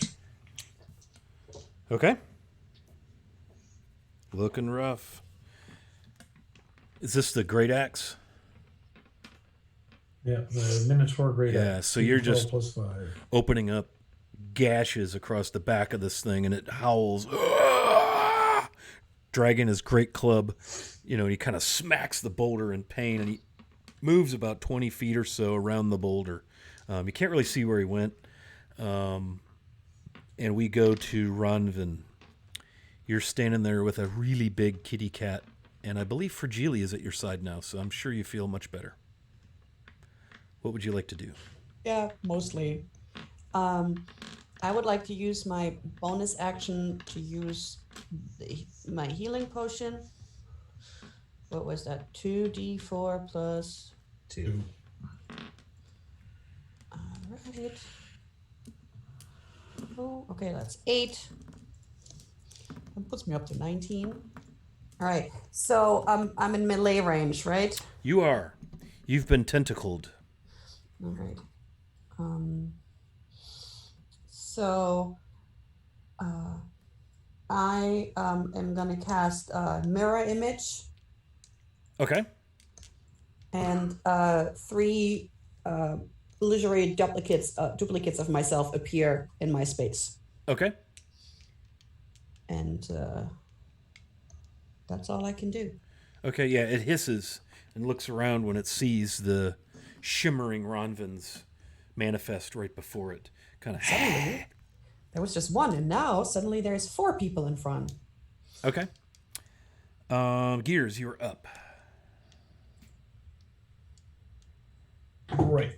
I will chase after the giant then with my great axe. I assume I can reach him and attack. You can. He only made it about 20 feet. He had to spend half his movement, actually 15 feet. He had to spend half of his movement standing from the prone position. Right. So he only got 15 feet away. So you're easily able to reach his position, which is around the boulder, headed in the direction of the stream. All right. Does a 16 hit? 16 hits. All right. And, ooh, nice. Almost max damage. So that's 23 plus 5 is 28 damage. All right, describe for me First attack. what it looks like when you end this rather large asshole. Stream kitty. It was a little change. Yeah, but I just through the back and forth of melee, just going at it, cuts through the great club that's held up for defense, takes off the arm and sinks deep into the torso, and then gets pulled out in a gout of blood and probably heart blood. Nice. Yeah, and it just falls. Boom. The club splashes into the stream. Yeah. So I have You have about 15 15 feet of feet of movement. movement, I have. Yeah. I'll move. How close can I get to That Ronvin could or get to you the cat? about, I would say about 15 feet away, because they were 15 feet from your position, and you moved 15 feet around the boulder. Right. So give or take, you'll be about 15 feet from them when you end your movement, as you come back in their direction. Okay. So for my second attack, I could actually pop the shoulder bow up and shoot the cat. Okay? Theoretically, right? Theoretically. That is what I will do. Okay, would you please, when you let's do see that. this, you begin to draw a bead on this beautiful, I mean, it's kind of breathtaking how beautiful, sleek, muscular, sinewy this thing is. And I'm going to ask you to roll with disadvantage.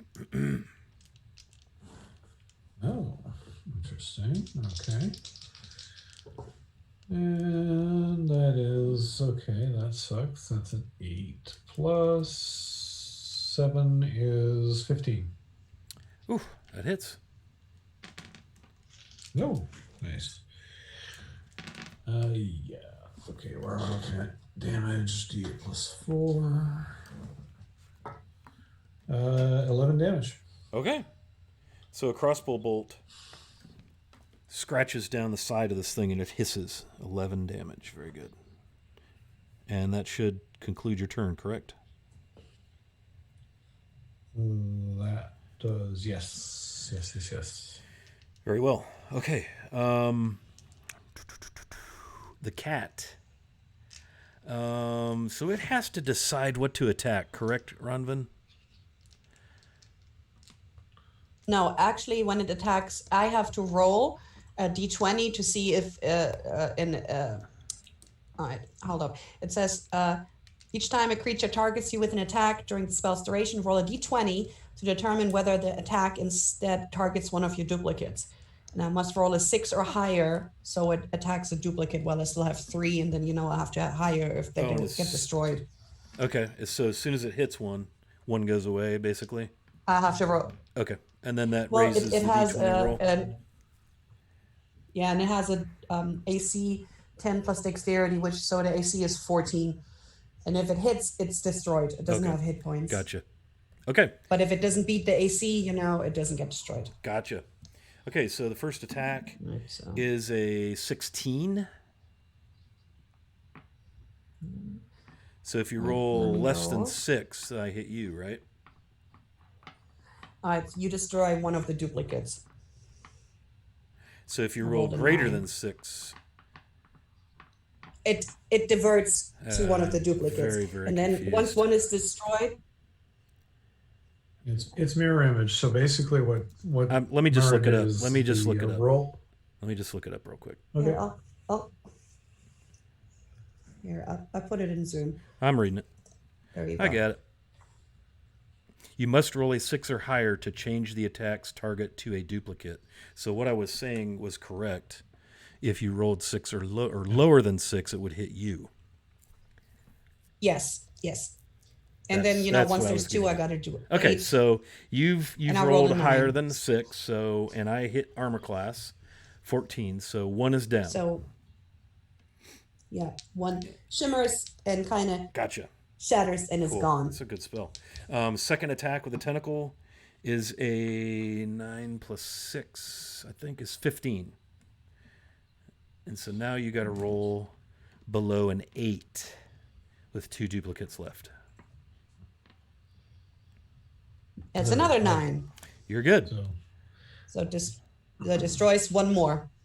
Okay, so 2 dupes down. AC is 14. It's you and another one. Yes. And Only 1 left. Fragilely standing there, looking cranky, I'm sure. And it is going to, kind of seem confused and set its muscles and hold its ground. Fragile, you're up. All right, Fragile is going to use a bonus action to cast Raven Shroud.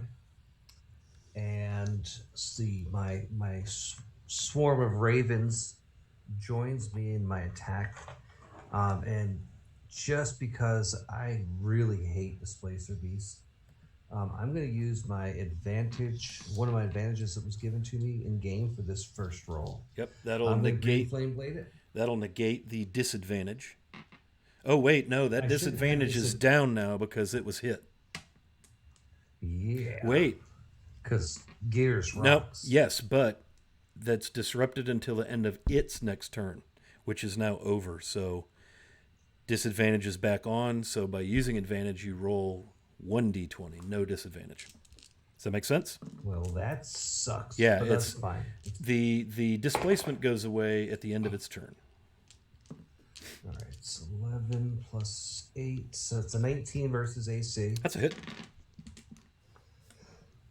So you're going to take 13 points of piercing, Okay. 7 points of fire damage, and 1 point of radiant damage. Nice. This is your rapier, right? With the shimmery green flamey flame.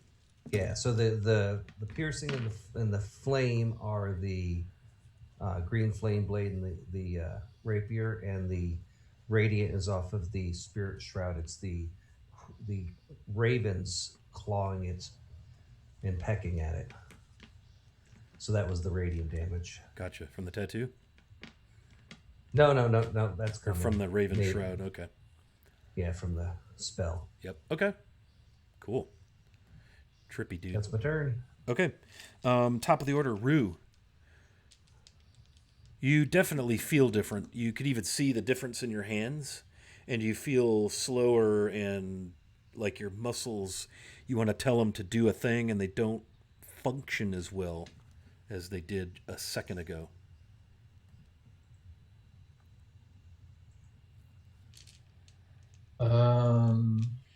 You said I'm at half speed. Correct.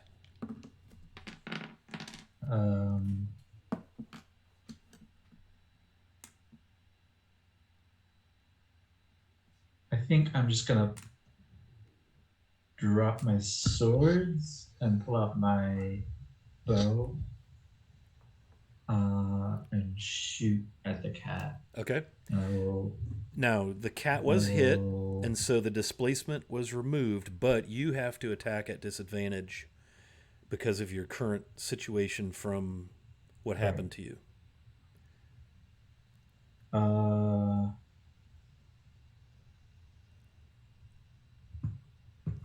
to decide if I want to use my last advantage to negate that. I think I'll hang on to it.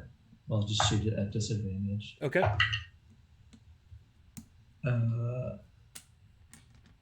That is a 15 to hit. That hits. Okay.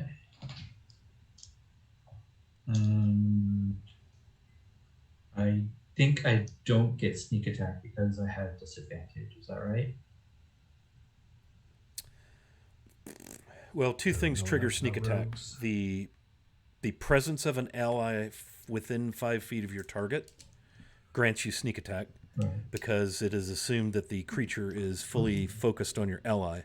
Or if you have advantage, that would also trigger sneak attack. Since that's not on the table, I think the presence of Ronvin and Fragili would grant you sneak attack. But sneak attack says if you don't have disadvantage on the attack roll. Ah, okay. No, you don't have sneak attack. Yeah. Very good. Okay. So Learn something new. then it is just it's still max damage. That is 10 points of damage. Nice. Yeah, so you bury an arrow into this thing's shoulder and it howls and spits and hisses. Anything else you'd like to do? Nope. Okay.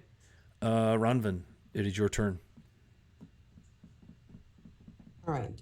So I'm still in melee range with that cat, right? Oh, yeah. Right. And if I move away, even though there's other people there, they will get an opportunity attack. Yeah, whenever you leave the space of an enemy, you are subject to an opportunity attack unless there's an effect that would prevent that. All right. So,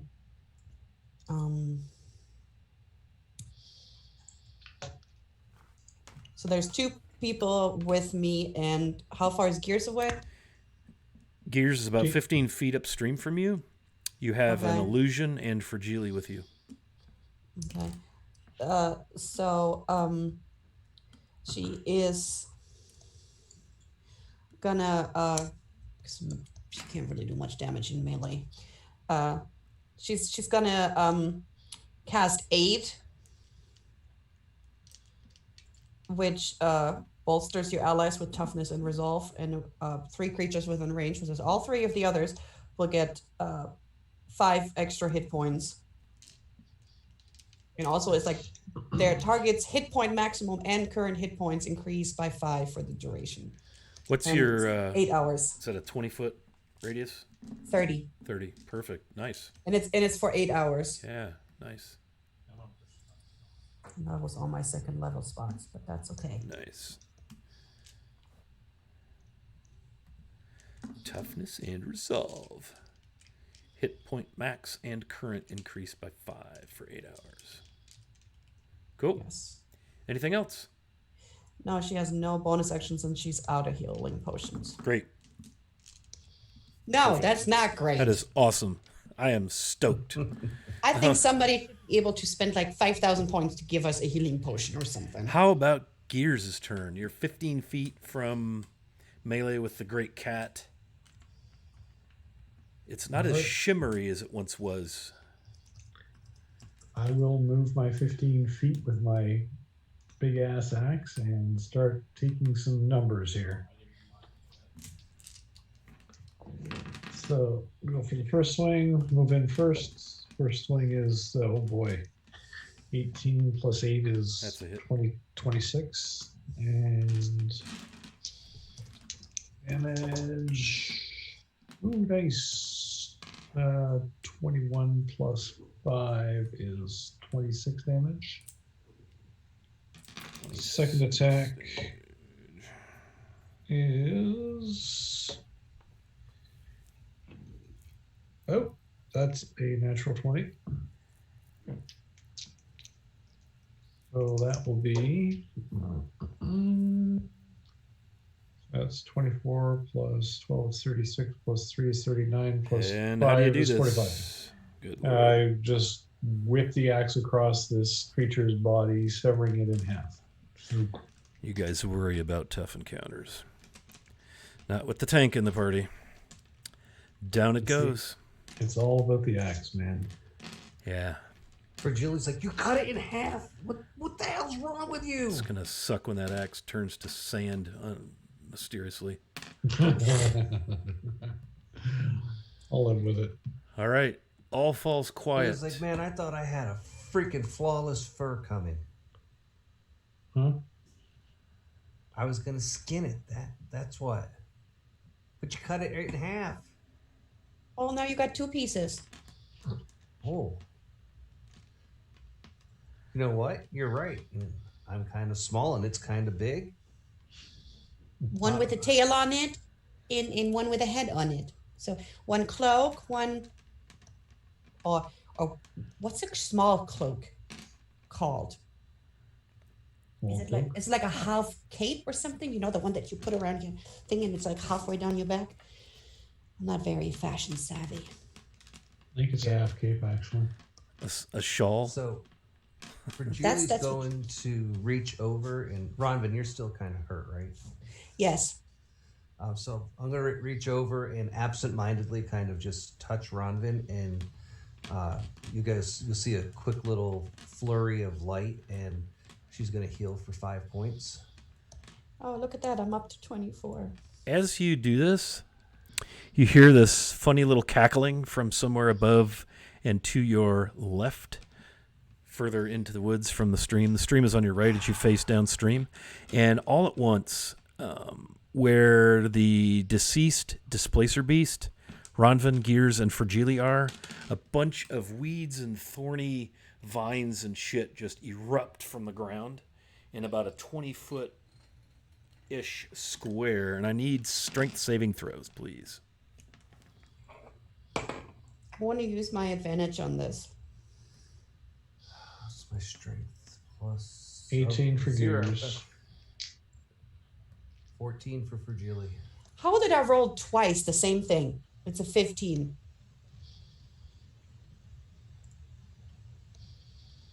And Fragili? 14. Okay, so all three of you made it, so nobody is restrained, but you are now amidst difficult terrain, excuse me. Okay. Can we see where it's coming from? The ground.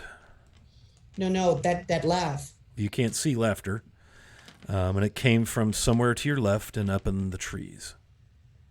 Okay. Can I cast fairy fire in that direction?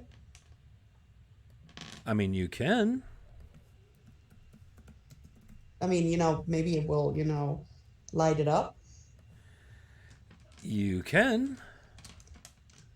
Alright. Go ahead. I didn't know how many rounds went by, too, DM. All right. Dexterity saving throw of 14. Dexterity saving throw of 14. That's an 18 on the die. Not a problem. So up in the trees to your left, all of a sudden, looks really cool. Leaves and branches are illuminated. What color is your fairy fire? Like, what does that look like, Ronvin? Like violet. Like pale violet, lavender, kind of glowy. Purpley, violet, lavender, glowy. Nice. You do see in the trees, with your passive perception, and actually you don't even need passive perception. You see the yellow, baleful, malicious eyes that look really, really familiar to the still glowing yellow eyes of the deceased displacer beast, and then you see it in the trees, another displacer beast, its form outlined in the violet fairy fire as it's creeping towards you, and then it stops, realizing that it is illuminated in this fairy fire. Whoa. And it's Awesome. probably Nice. 15 feet in the air and maybe 10, 15 feet from you. So it got caught in your fairy fire. Right. So, are they intelligent? You can hear chuckling. You can hear chuckling in the canopy of the great willow.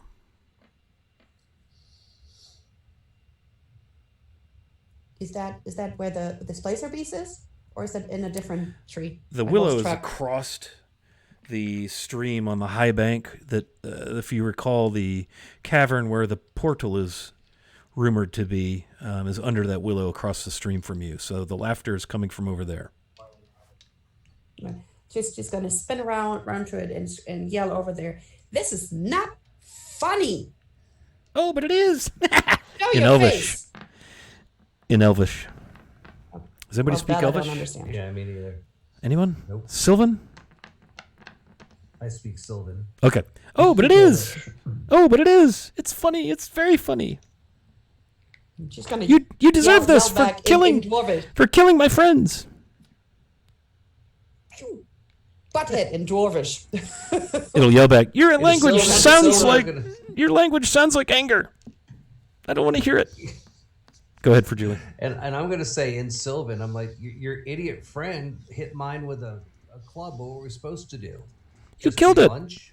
You killed him. You killed my friends. Yeah. Kitty, get him. Get him, Kitty. You sure you want to do this? You see where your other friends are at, right? Dropping from the trees, pff, all 6 feet on the ground. You hear the low growl that just makes the hair on the back of your neck stand as this incredibly amazing looking fairy fire illuminated displacer beast slowly stalks the party. Let's roll initiative.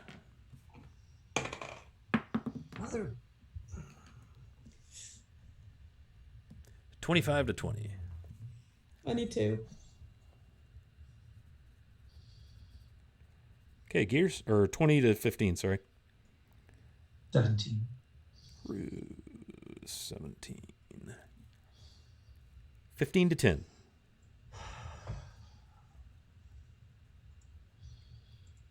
Wow. 10 to 5. Dude. Is this thing on? 5 to 0. 3. 4. Oh my. Nice. I Ronvin, rolled a 1. here's what you Nat see. 1. This great cat has pounced to the ground, crouched, tentacles up, kind of moving behind it.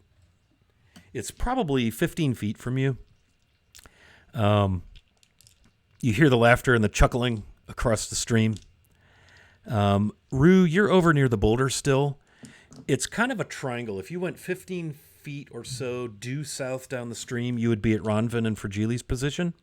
If you took the hypotenuse, right, the long part of the right triangle, you're probably about 20 feet from the cat. Okay? Fragili is there with Ronvin and Gears. Ronvin, it's your turn. Okay. So that the cat got hit by the fairy fire, or did it miss it? Oh, it's outlined in Fairy Fire, yeah. Okay, so that means we now have any attack roll has advantage against it. Which actually means no advantage, no disadvantage, because Yes. currently it throws a disadvantage because of its Yes. nature. So that lasts what a minute? Yep. 1 And minute. your mirror image, you still have a Well, that was a An concentration illusion? spell too. And no, it has a 1 It's minute not? duration. I So thought- you've got about 5 rounds of that left.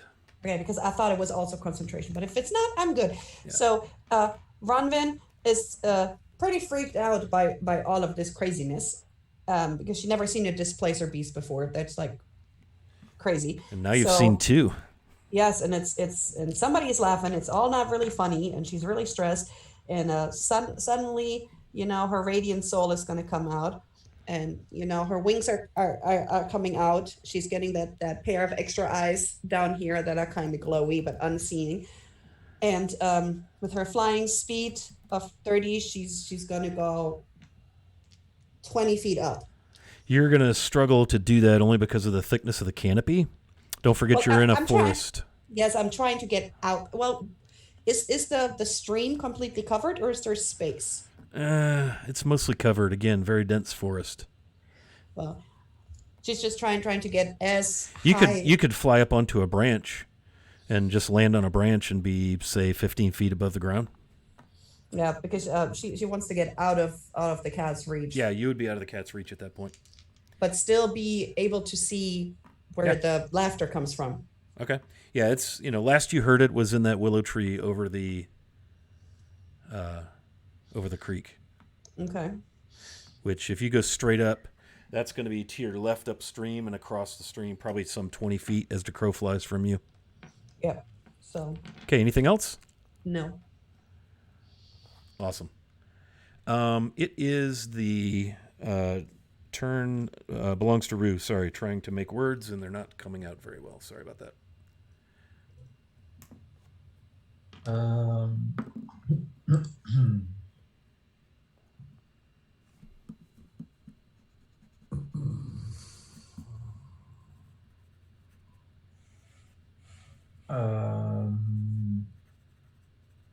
Yeah, I'm just gonna shoot at it again. Okay. Pew pew. Great roll, I think. Should be a straight roll. Well, okay, let's stack these up. We got all these advantages and disadvantages going. So you have disadvantage for any dexterity attacks. The cat has gives you advantage. So yeah, it should be a straight roll. That is an 11 to hit. 11. Your arrow goes just over its head. All right. That is a miss, sir. I'm going to. I will try to take a bonus action to cunning action hide if I can find a spot. Okay. There are trees, dense woods, so you could easily get behind a tree trunk. Yeah. All right. Natural one on this stuff. Okay. Yeah, the cat rears up and pounces forward toward Fragile, Gears, and the illusion. But it cannot attack Ronvin, so this whole illusion business is kind of moot. So it's going to take a swipe at Fragile with a tentacle. How does a 15 work, Fragile? Yeah, that thing ain't hitting me. No? Gears, tentacle incoming. How does a 24 hit? That hits. Okay, that is 10 bludgeon and 1 piercing as the tentacle finds purchase across your chest, just smacks you as this 6-legged, beautiful blue-black feline. And it's incredibly beautifully outlined in fairy fire. Yes, reduced 8 because of heavy armor. Master. Gotcha. With that, we will move to the laughter coming from the trees. And again, where Fragile Gears and Fragilian Gears are, more. And don't forget, you all are already in difficult terrain. More roots and things and thorny, viney things spring from the ground, trying to entangle you. Please make me a strength roll. Strength. Oh, another 14. What's that beast called again? Displacer. Displacer beast. Man, displacer, face, face spider, displacer beast. They're all way too. How'd you do, Gears? 28. Okay, so both of you saved. But you're in difficult terrain, so your movement is halved. Oh, yes. I saved, but I feel The really cat. weak next to. The cat has to save. Uh-oh. It did not. That's awesome. Is it restrained? Well, what do you think? Do we get advantage? I don't think you can stack advantage on advantage on advantage on advantage. I think we just have advantage and disadvantage makes a wash. Sure. That's how we're going to keep it simple. Can we critty the kitty? Just hang on a second, man. D&D Beyond is being a pain in my ass. Okay. So its speed is 0 and rolls have advantage. So now you have advantage because... Okay, hang on. Let me... No, that's... I don't You're stacking advantage. Yeah, no, can't do that. So it's just regular attack rolls, and it has disadvantage on dex saves now. All right, that's good. Okay. And that is now we move to Gears. Oh, there we go. Okay, Gears will move up to the cat and take a swing. And does a. Where are you? 8. 19 hit? Yep. Damn dice, where are you? There we go. Okay, that's 12 plus 5 is 17 damage. Okay.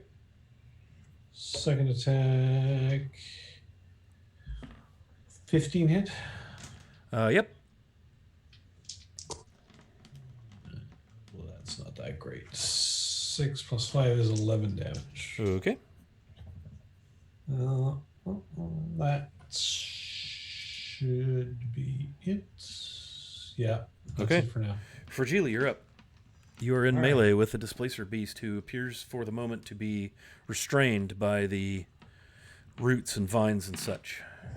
Yeah, I am going to bonus action curse this thing, which gives me +3 to my damage, and I crit on a 19 or a 20. Does it get a save or anything, or? No, it's just text. It doesn't actually take any damage or anything from me. It just gives me Right. the bonuses to hit or to damage and to crit it. I should have advantage now because it's been hit by. Yes, you do. So Because its disadvantage has dropped. So I'm going to green flame blade it. And I don't know. That's getting too crazy. And I have a 19 on the die here, so that's going to be a Of crit course you hit. do. Oh. Oh.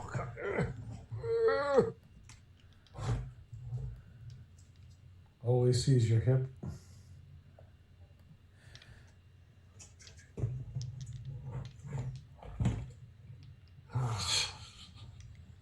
What's happening there, buddy?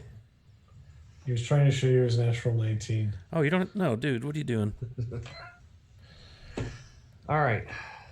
Now Mike has become the green screen and his room is in perfect white. Yeah, am I all messed up now? Yeah, what's your It's all damage there, buddy? ghosty. What's your damage there, All buddy? right. Nice. I'm working on it. All right, so first we have 8 plus 7 is 15, plus 8 is 23 piercing, Okay. 14 fire, and 12 radiant. Jeez. Okay. That was crazy. All right. Anything else?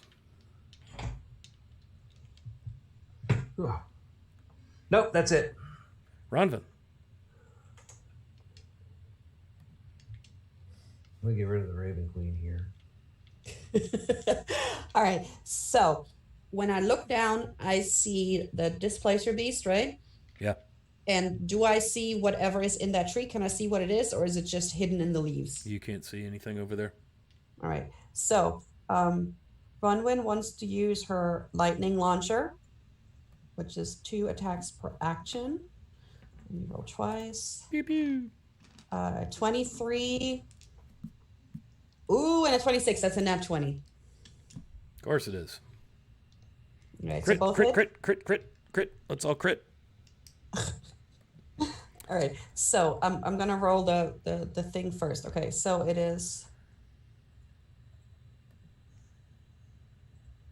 Okay. So it rolled. The crit damage is 14 for the 20. I rolled a 6, a 5, and a 3. Okay. Well, crit damage is max plus any mods, and then Yeah. re-roll the dice and add it to it. Yeah. So that's why So 14. 14 for that one, plus 1d6. Another 3 lightning damage. That's 70, and then another d6 radiant damage.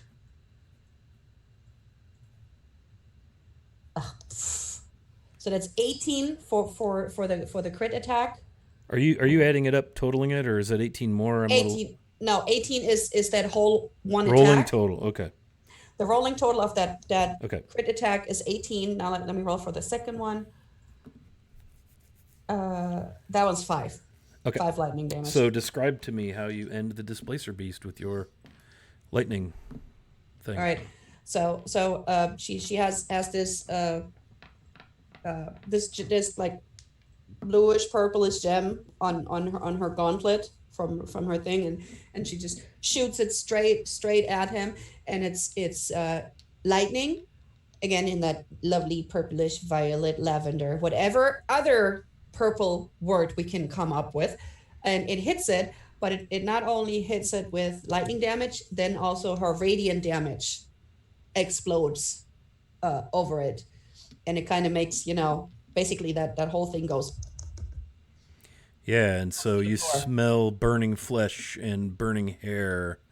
And a flash of light, and then, And a flash of light and burning tentacles as it drops and stops moving. And anybody speaking Elvish hears, shit! And then a rustle of leaves in the canopy. And anybody who glances in the direction of the rustling leaves, which apparently are kind of rustling as they go over the stream, you might make out a little greenish, humanoid-ish kind of form thing, and then a brief flash in the back of the hollowed-out space beneath the willow tree by the stream, and all goes quiet. Well, so Bronwyn is going to try and fly closer and calling out, incoming, like, where the do you think you're going? So rude. When you say closer to what? To basically where we were, where that hole was, and where everybody is, coming back down, because she's like up in the canopy. Okay. So back over where the melee started with the giant. Yeah. Okay. It is quiet. You have a Displacer Beast in 2 parts. You have a horribly stabbed and poked, partially burnt, electrocuted, mangled Displacer Beast in 1 part. There is a dead giant kind face down on the other side of the boulder, on the far side. And it is quiet. I would like to.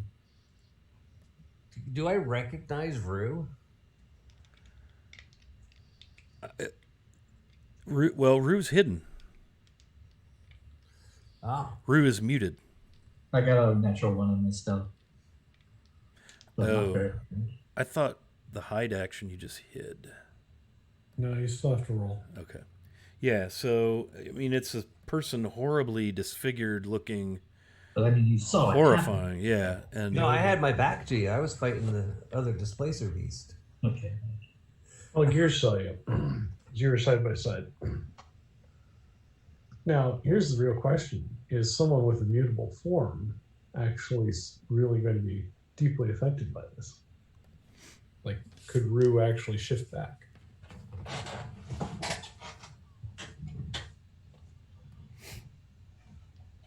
I smell wood smoke.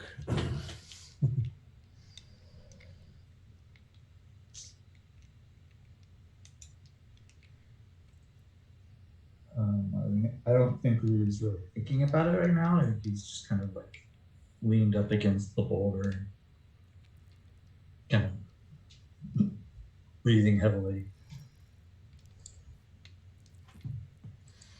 All right. Yeah, and the only thing that's changed about Rue is Rue. Rue is still wearing all of his gear. His weapons are there. The swords are at his feet where he dropped them to switch over to the bow. So by all accounts, you're pretty confident that is Rue. But, ooh-wee, just so twisted and grotesque and deformed. It's almost hard to look at him. Gears will approach and say, "Friend Rue, are you well? You have changed." Good. I was my role? Would I know enough about Fomorian to know if there's a cure for this? Roll a. Let's see. Roll me straight up intelligence. This is a knowledge. And if Okay, you have a modifier, please use it. Can I do that too? I'm going to use my advantage on this because I don't have a modifier for my intelligence. Sure. Yeah, that's cool. Ronvin, you're going to kind of be. What's the word I want to use? Maybe like disqualified from this. You just have no knowledge of this creature at all, just because of your lack of worldliness. I guess is the right word. You've never been out much, so yeah. Oh, and I take it back. I do have an intelligence bonus, so that's a 19. 19. Okay, so you know that these Fey giants. The history of Fomorians, they used to be a proud, intelligent, handsome, like stunningly handsome, arcane, spellcasting Fey giant. But because of their greed and hubris and attempt to kill the elves in the Feywild and overtake the Feywild, they were cursed to a life of stupidity and hideousness. As such, they are cranky and nasty and unkind and full of malice, by their very nature rotted to the core as part of their curse. But they also have the ability, because of their hideousness and their stare, they can do a couple of magical things with that stare. One of which is to create, to give such an evil eye look, is to create psychic pain and suffering.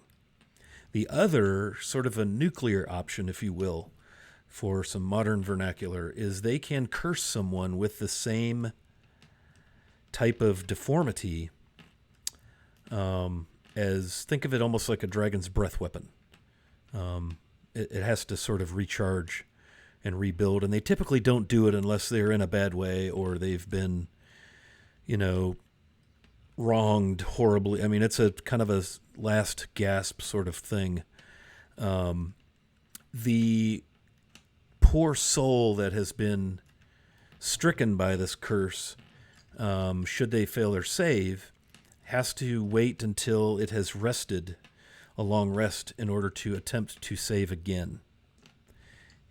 And so if they are able to magically resist their, what was it, a charisma saving throw, if they're able to will the curse away with a successful save, they will return to their normal appearance. So, Rue, I got good news and bad news. Good news, this stuff usually goes away. Bad news is you just basically got to wake up every morning and hope that it's gone. So it's one of those, every time you rest, there's a chance that your body heals enough that it just disappears. Okay. Can you make yourself look normal despite any of this? I will try. Yeah. Scott. So you're going to try to shapeshift? Change? Yeah. Has no effect. Yeah. Yeah, you're magically cursed. I imagine you see Rue like trying to change shape, and it's clearly not working. Virgilia's gonna walk up and give you a hug. We'll figure this out, brother. She can't imagine what you must be going through. Because being able to shift is like your jam. It's like somebody. It's almost as bad as the guy getting in your brain.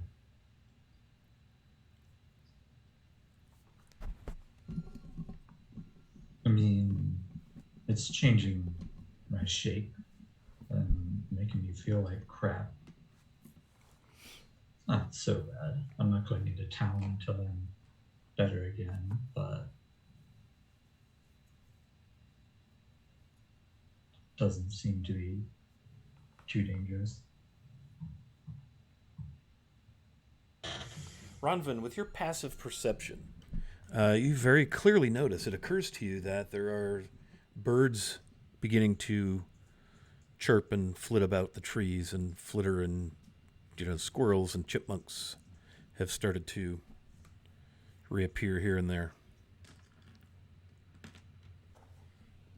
And she's like, oh, the birds are back. Well, we did kill 3 things.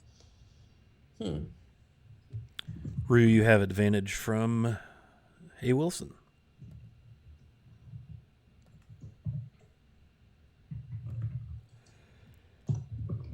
Except for his next charisma throw. Whatever works. It is probably mid-morning, 9, 10 a.m. It took you a couple of hours, a pretty good hike to get up here. Again, trying to be observant and perceptive and picking your way along the stream. Took you a little longer to move than it normally would have had it been just a stroll through the center of town. The vines and all the things that were straining the displacer beast have returned into the ground and vanished. Do you guys need a short rest? I'm still pretty hard.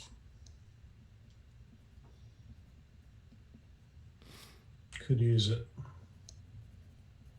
I'm down a third of my hit points. Okay, so y'all want to burn an hour of game time and take a short rest there by the stream? Yeah, well, while everybody else is healing up, I'm going to skin the cat that was cut in half. Okay. And I'm going to attempt to roll it up and see if I can. I have to put it in strips, fit it into my box. Yeah, they're unbelievably large cats. I mean, they are large. Yeah, roll a nature check. Let me see. Nature check. That's an 11. Okay, yeah, you managed to. It's not the best skinning job you've ever done. The edges are torn here and there, and you put your knife through the hide a couple of times, but you managed to get the skin off the upper half. Yeah. It's weird because you got to work around tentacles and 2 extra legs, and plus it's been hammered pretty bad by the party. This is true. It's got an arrow protruding from it, several large axe gouges. I don't think it would fit in my box, and that'd be kind of gross anyways, but I do want to keep it.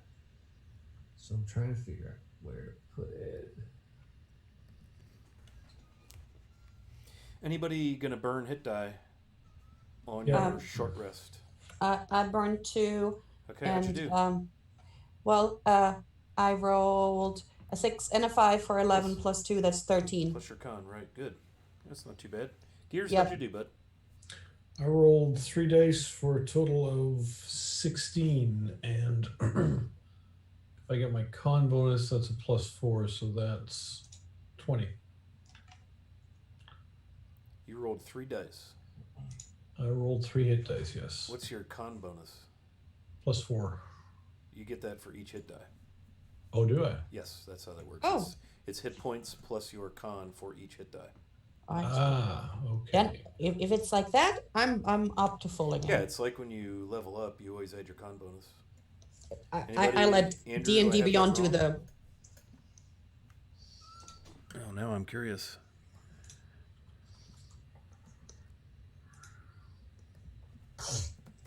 Yeah, I always let D&D Beyond do the average. I'm not very good at rolling for hit points. Spend 1 or more hit dice. For each hit die spent in this way, the player rolls the die and adds the character's con mod to it. Yeah. So, yeah, for each hit die, you also add your con. Right. Yeah. So that would be 14 plus 8 is 22. That's enough. so that's 2 hit dice then. Okay. Cool. Yeah, that's enough. Okay. So we'll say that your short rest is past. Rue, what are you doing on short rest? Anything? Just resting. I rolled 3 hit dice. Okay, how'd you do? Total of 26, I think it was. Nice.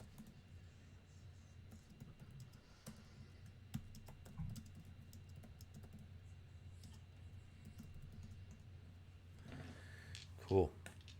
Okay, so what would you like to do? Having completed your short rest, we're getting down to the end of our session here. Well, we're still looking for the portal, right? Is that in the hole? I'm just looking at the others who know more about stuff. Because we're looking for the portal, right? Is that in that tiny hole or the big? I don't even know. What are we gonna do? Is there going to be more displacer beasts coming? I have no idea. So the note said that it was in a hollow under the willow tree. Yeah. So is that so? That's the hole in the ground. So if there It's is, It's a kind of an eroded washout of the 4-foot high embankment. So the willow tree is like almost suspended above the stream, and there's this hollowed out area under there, and that's where the note said that the portal was. Right. so how would we close a portal? Roll a big rock on top of it. Well, that will cover it, but it won't close it. I mean, I can't roll for knowledge over here because I don't know nothing about that. But I don't know if any of y'all would know how to close one. No. Gears. I can give it an Arcana check if DM lets me. Sure. I mean, you understand the Shadowfell and Veils and a That's bit a about 12. travel to and from there. Yeah, usually someone who created it, or someone of the plane it was created on, or someone with some arcane ability would have to close it.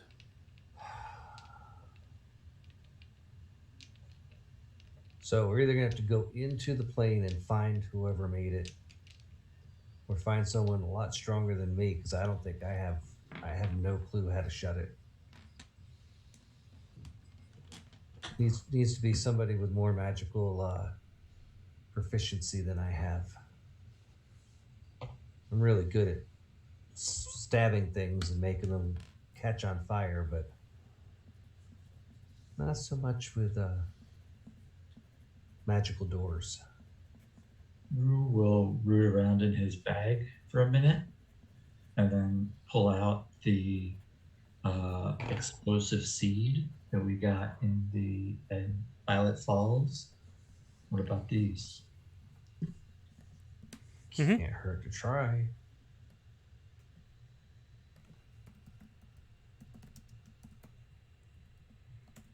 Would me shooting it with lightning do anything?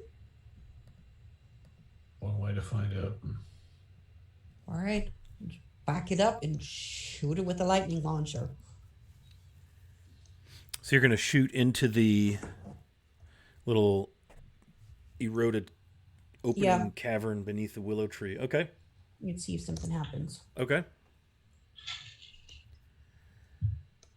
So you fire a couple of pew pew, right? Your lightning crackles across the stream, and it blasts into that hollowed out opening that's eroded away beneath the willow tree, and the whole willow tree shakes, and dirt kind of falls and splashes into the stream. But nothing happens. Well, that's what happens. No, but I mean, I didn't know. Were you like, expecting like a parade or a marching band to come out, or what were you maybe thinking? like a pop or something that tells us something happened, but I guess not. That's what happened. Yeah, it's almost as if you fired lightning into a wall of dirt. All right. So that didn't do nothing. We haven't actually established that there was a portal here, though. We haven't seen anything that or that it No, didn't. and if they closed it, we won't even see it now, right? Then it's until they open it again. So should we just block it for now and then so that if they open it, they can't come out? Or if it's opening, it opens right in the boulder or something? Maybe. I don't know how portals work. Andrew, you were saying. Never mind. Sorry. Am I blabbing too much? I'm sorry. That boulder that's nearby, how mobile would it be? Oof. It's big. It's probably 8 feet high, and it appears to be sunken into the muck and ground. Like you're just not sure you're seeing the entire boulder. Like it's not just laying there. Like it's probably going to take some serious horsepower to move that thing. I mean, it was big enough to conceal the giant. Right.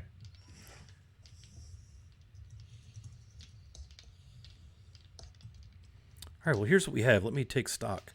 We have 4 live characters, however battered, bruised, and slightly concerned, perhaps spooked just a bit by their recent encounter with some very, very dark, unseelie fae creatures. We have a babbling brook. We have an undercut embankment atop which sits an old, hoary old willow. The undercut has been deepened somewhat by the lightning blast from Ronvin's lightning gauntlets. We have a dead giant face down on the north side of the boulder. And we have the 2 displacer beasts. And I think with that, we will hit pause. And when we return next Monday, we will start right here in this very situation. Oh, and we have one poor rogue who's been misshapen by the unfortunate curse of the Fomorian. Yes. Mean. All right, let's go around and get some outros. How about Rue? Go ahead. We don't usually start with you, man. Let's start with you. Yeah, I'm Andrew, aka Fellowship of the Tables, here on Twitch, and Fellowship OTT on Twitter. This is about all I'm doing online right now, except once in a while doing some piano practices on my stream. Cool. Very nice. Gears. What's up? Hey, folks. Hey, I'm Hay Wilson on the social medias. I play here every Monday night. I also play here every Wednesday night. So come join us at 7 p.m. on Wednesday to see the Dragons of Icefire Peak. We're probably going to be doing some dragon slashing maybe this coming Wednesday. It's entirely Let's possible. It's we might entirely get there. possible. We might not. We might get Nice. overrun by kobolds. You might. And other than that, I do a couple of home games that are not streamed and work for a living, and that's just about what keeps me busy these COVID times. Nice. All right, sir. Very good. How about Frigili? Yeah, I am Mike, aka Buckethead Clunk on my social media, which I don't have a huge presence on either. Honestly, this is my social media presence. I do run a homebrew campaign based out of Cormier, where our wonderful wily hobbit is a rogue in that campaign, presently traveling across the crystal spheres. Man, it was almost a dead rogue on Friday. Almost.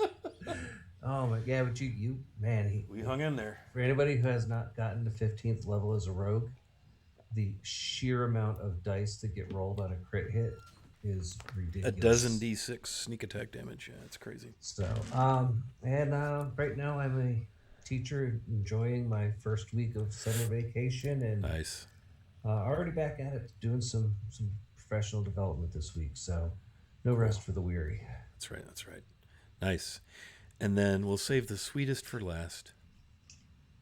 Go ahead, Ronvin. Hey, I'm Vivia Vivacia. On Twitch, you can find me as Vivacia. On Twitter, you can find me as Miss Vivacia, MRS Vivacia. On Mondays, I'm here with these lovely people. You believe is it the 32nd Yeah, 30-second episode. episode? It's like we've been here for a long time already. It's like a little family. And then on Wednesdays, I'm on Mr. Hooper's channel. That's Hooper instead of O's, it's zeros. It's on my Twitter. We're playing Ultra Modern 5, which is basically 5e but post-apocalyptic, which is fun. And I'm playing Lily Lagarde, who is a techie and who is now also an infantry support specialist with heavy weaponry. She's only 5'3", 160 pounds, Nice. but she's a Sounds kinda chaos badass, child. Yeah. She's a chaos child. And on Saturdays, we have started up with playing the Emberwind system on Valdrian's channel, where I play in Atlanta. And now it's a class. It's kind of like a paladin, and she's an investigator, but kind of dorky. And on the 24th, on a Thursday, I'm on Stella Luna's channel, and we're playing a one shot of a law and honor system, where we're basically there's like angels and devils, and we are part of like their FBI something something. So I never played that one before. That is in development. That's going to be really really interesting. FBI, you say? Well, or law enforcement. It's just basically the ones who take care of the supernatural crime, like a wordplay on law and order. So it's interesting, with elements and all kinds of interesting stuff. I'm looking forward to that one. But yeah, definitely come see us over here on Wiley's channel. Hit that follow button. All right. I guess that leaves me. I'm your host and DM, Wiley Hobbit. Thanks to everybody for hanging out. Ranger Harley just gave another round of Longbottom Leaves advantage to the party, so make sure you mark your character sheets for those. Those tend to come in kind of handy. They were sure nice against a Displacer Beast. That Fairy Fire worked out pretty good there, didn't it? Yes, it did. Yeah, that sure did. So we'll play D&D again here, as Dave mentioned, at 7 o'clock on Wednesday. And then back here Sundays at 1. So we will hopefully see you then. I'm going to raid us into 20 Sides to Every Story. It appears that they are playing in the Goodman Games 5th edition conversion of the Temple of Elemental Evil, a classic D&D model set in the darkness of Greyhawk. So Obsidian Risk, good to see you. Thanks for hanging out. And we'll see you all very soon. Let's give them a shout when we get over there. Take care. We'll see everybody.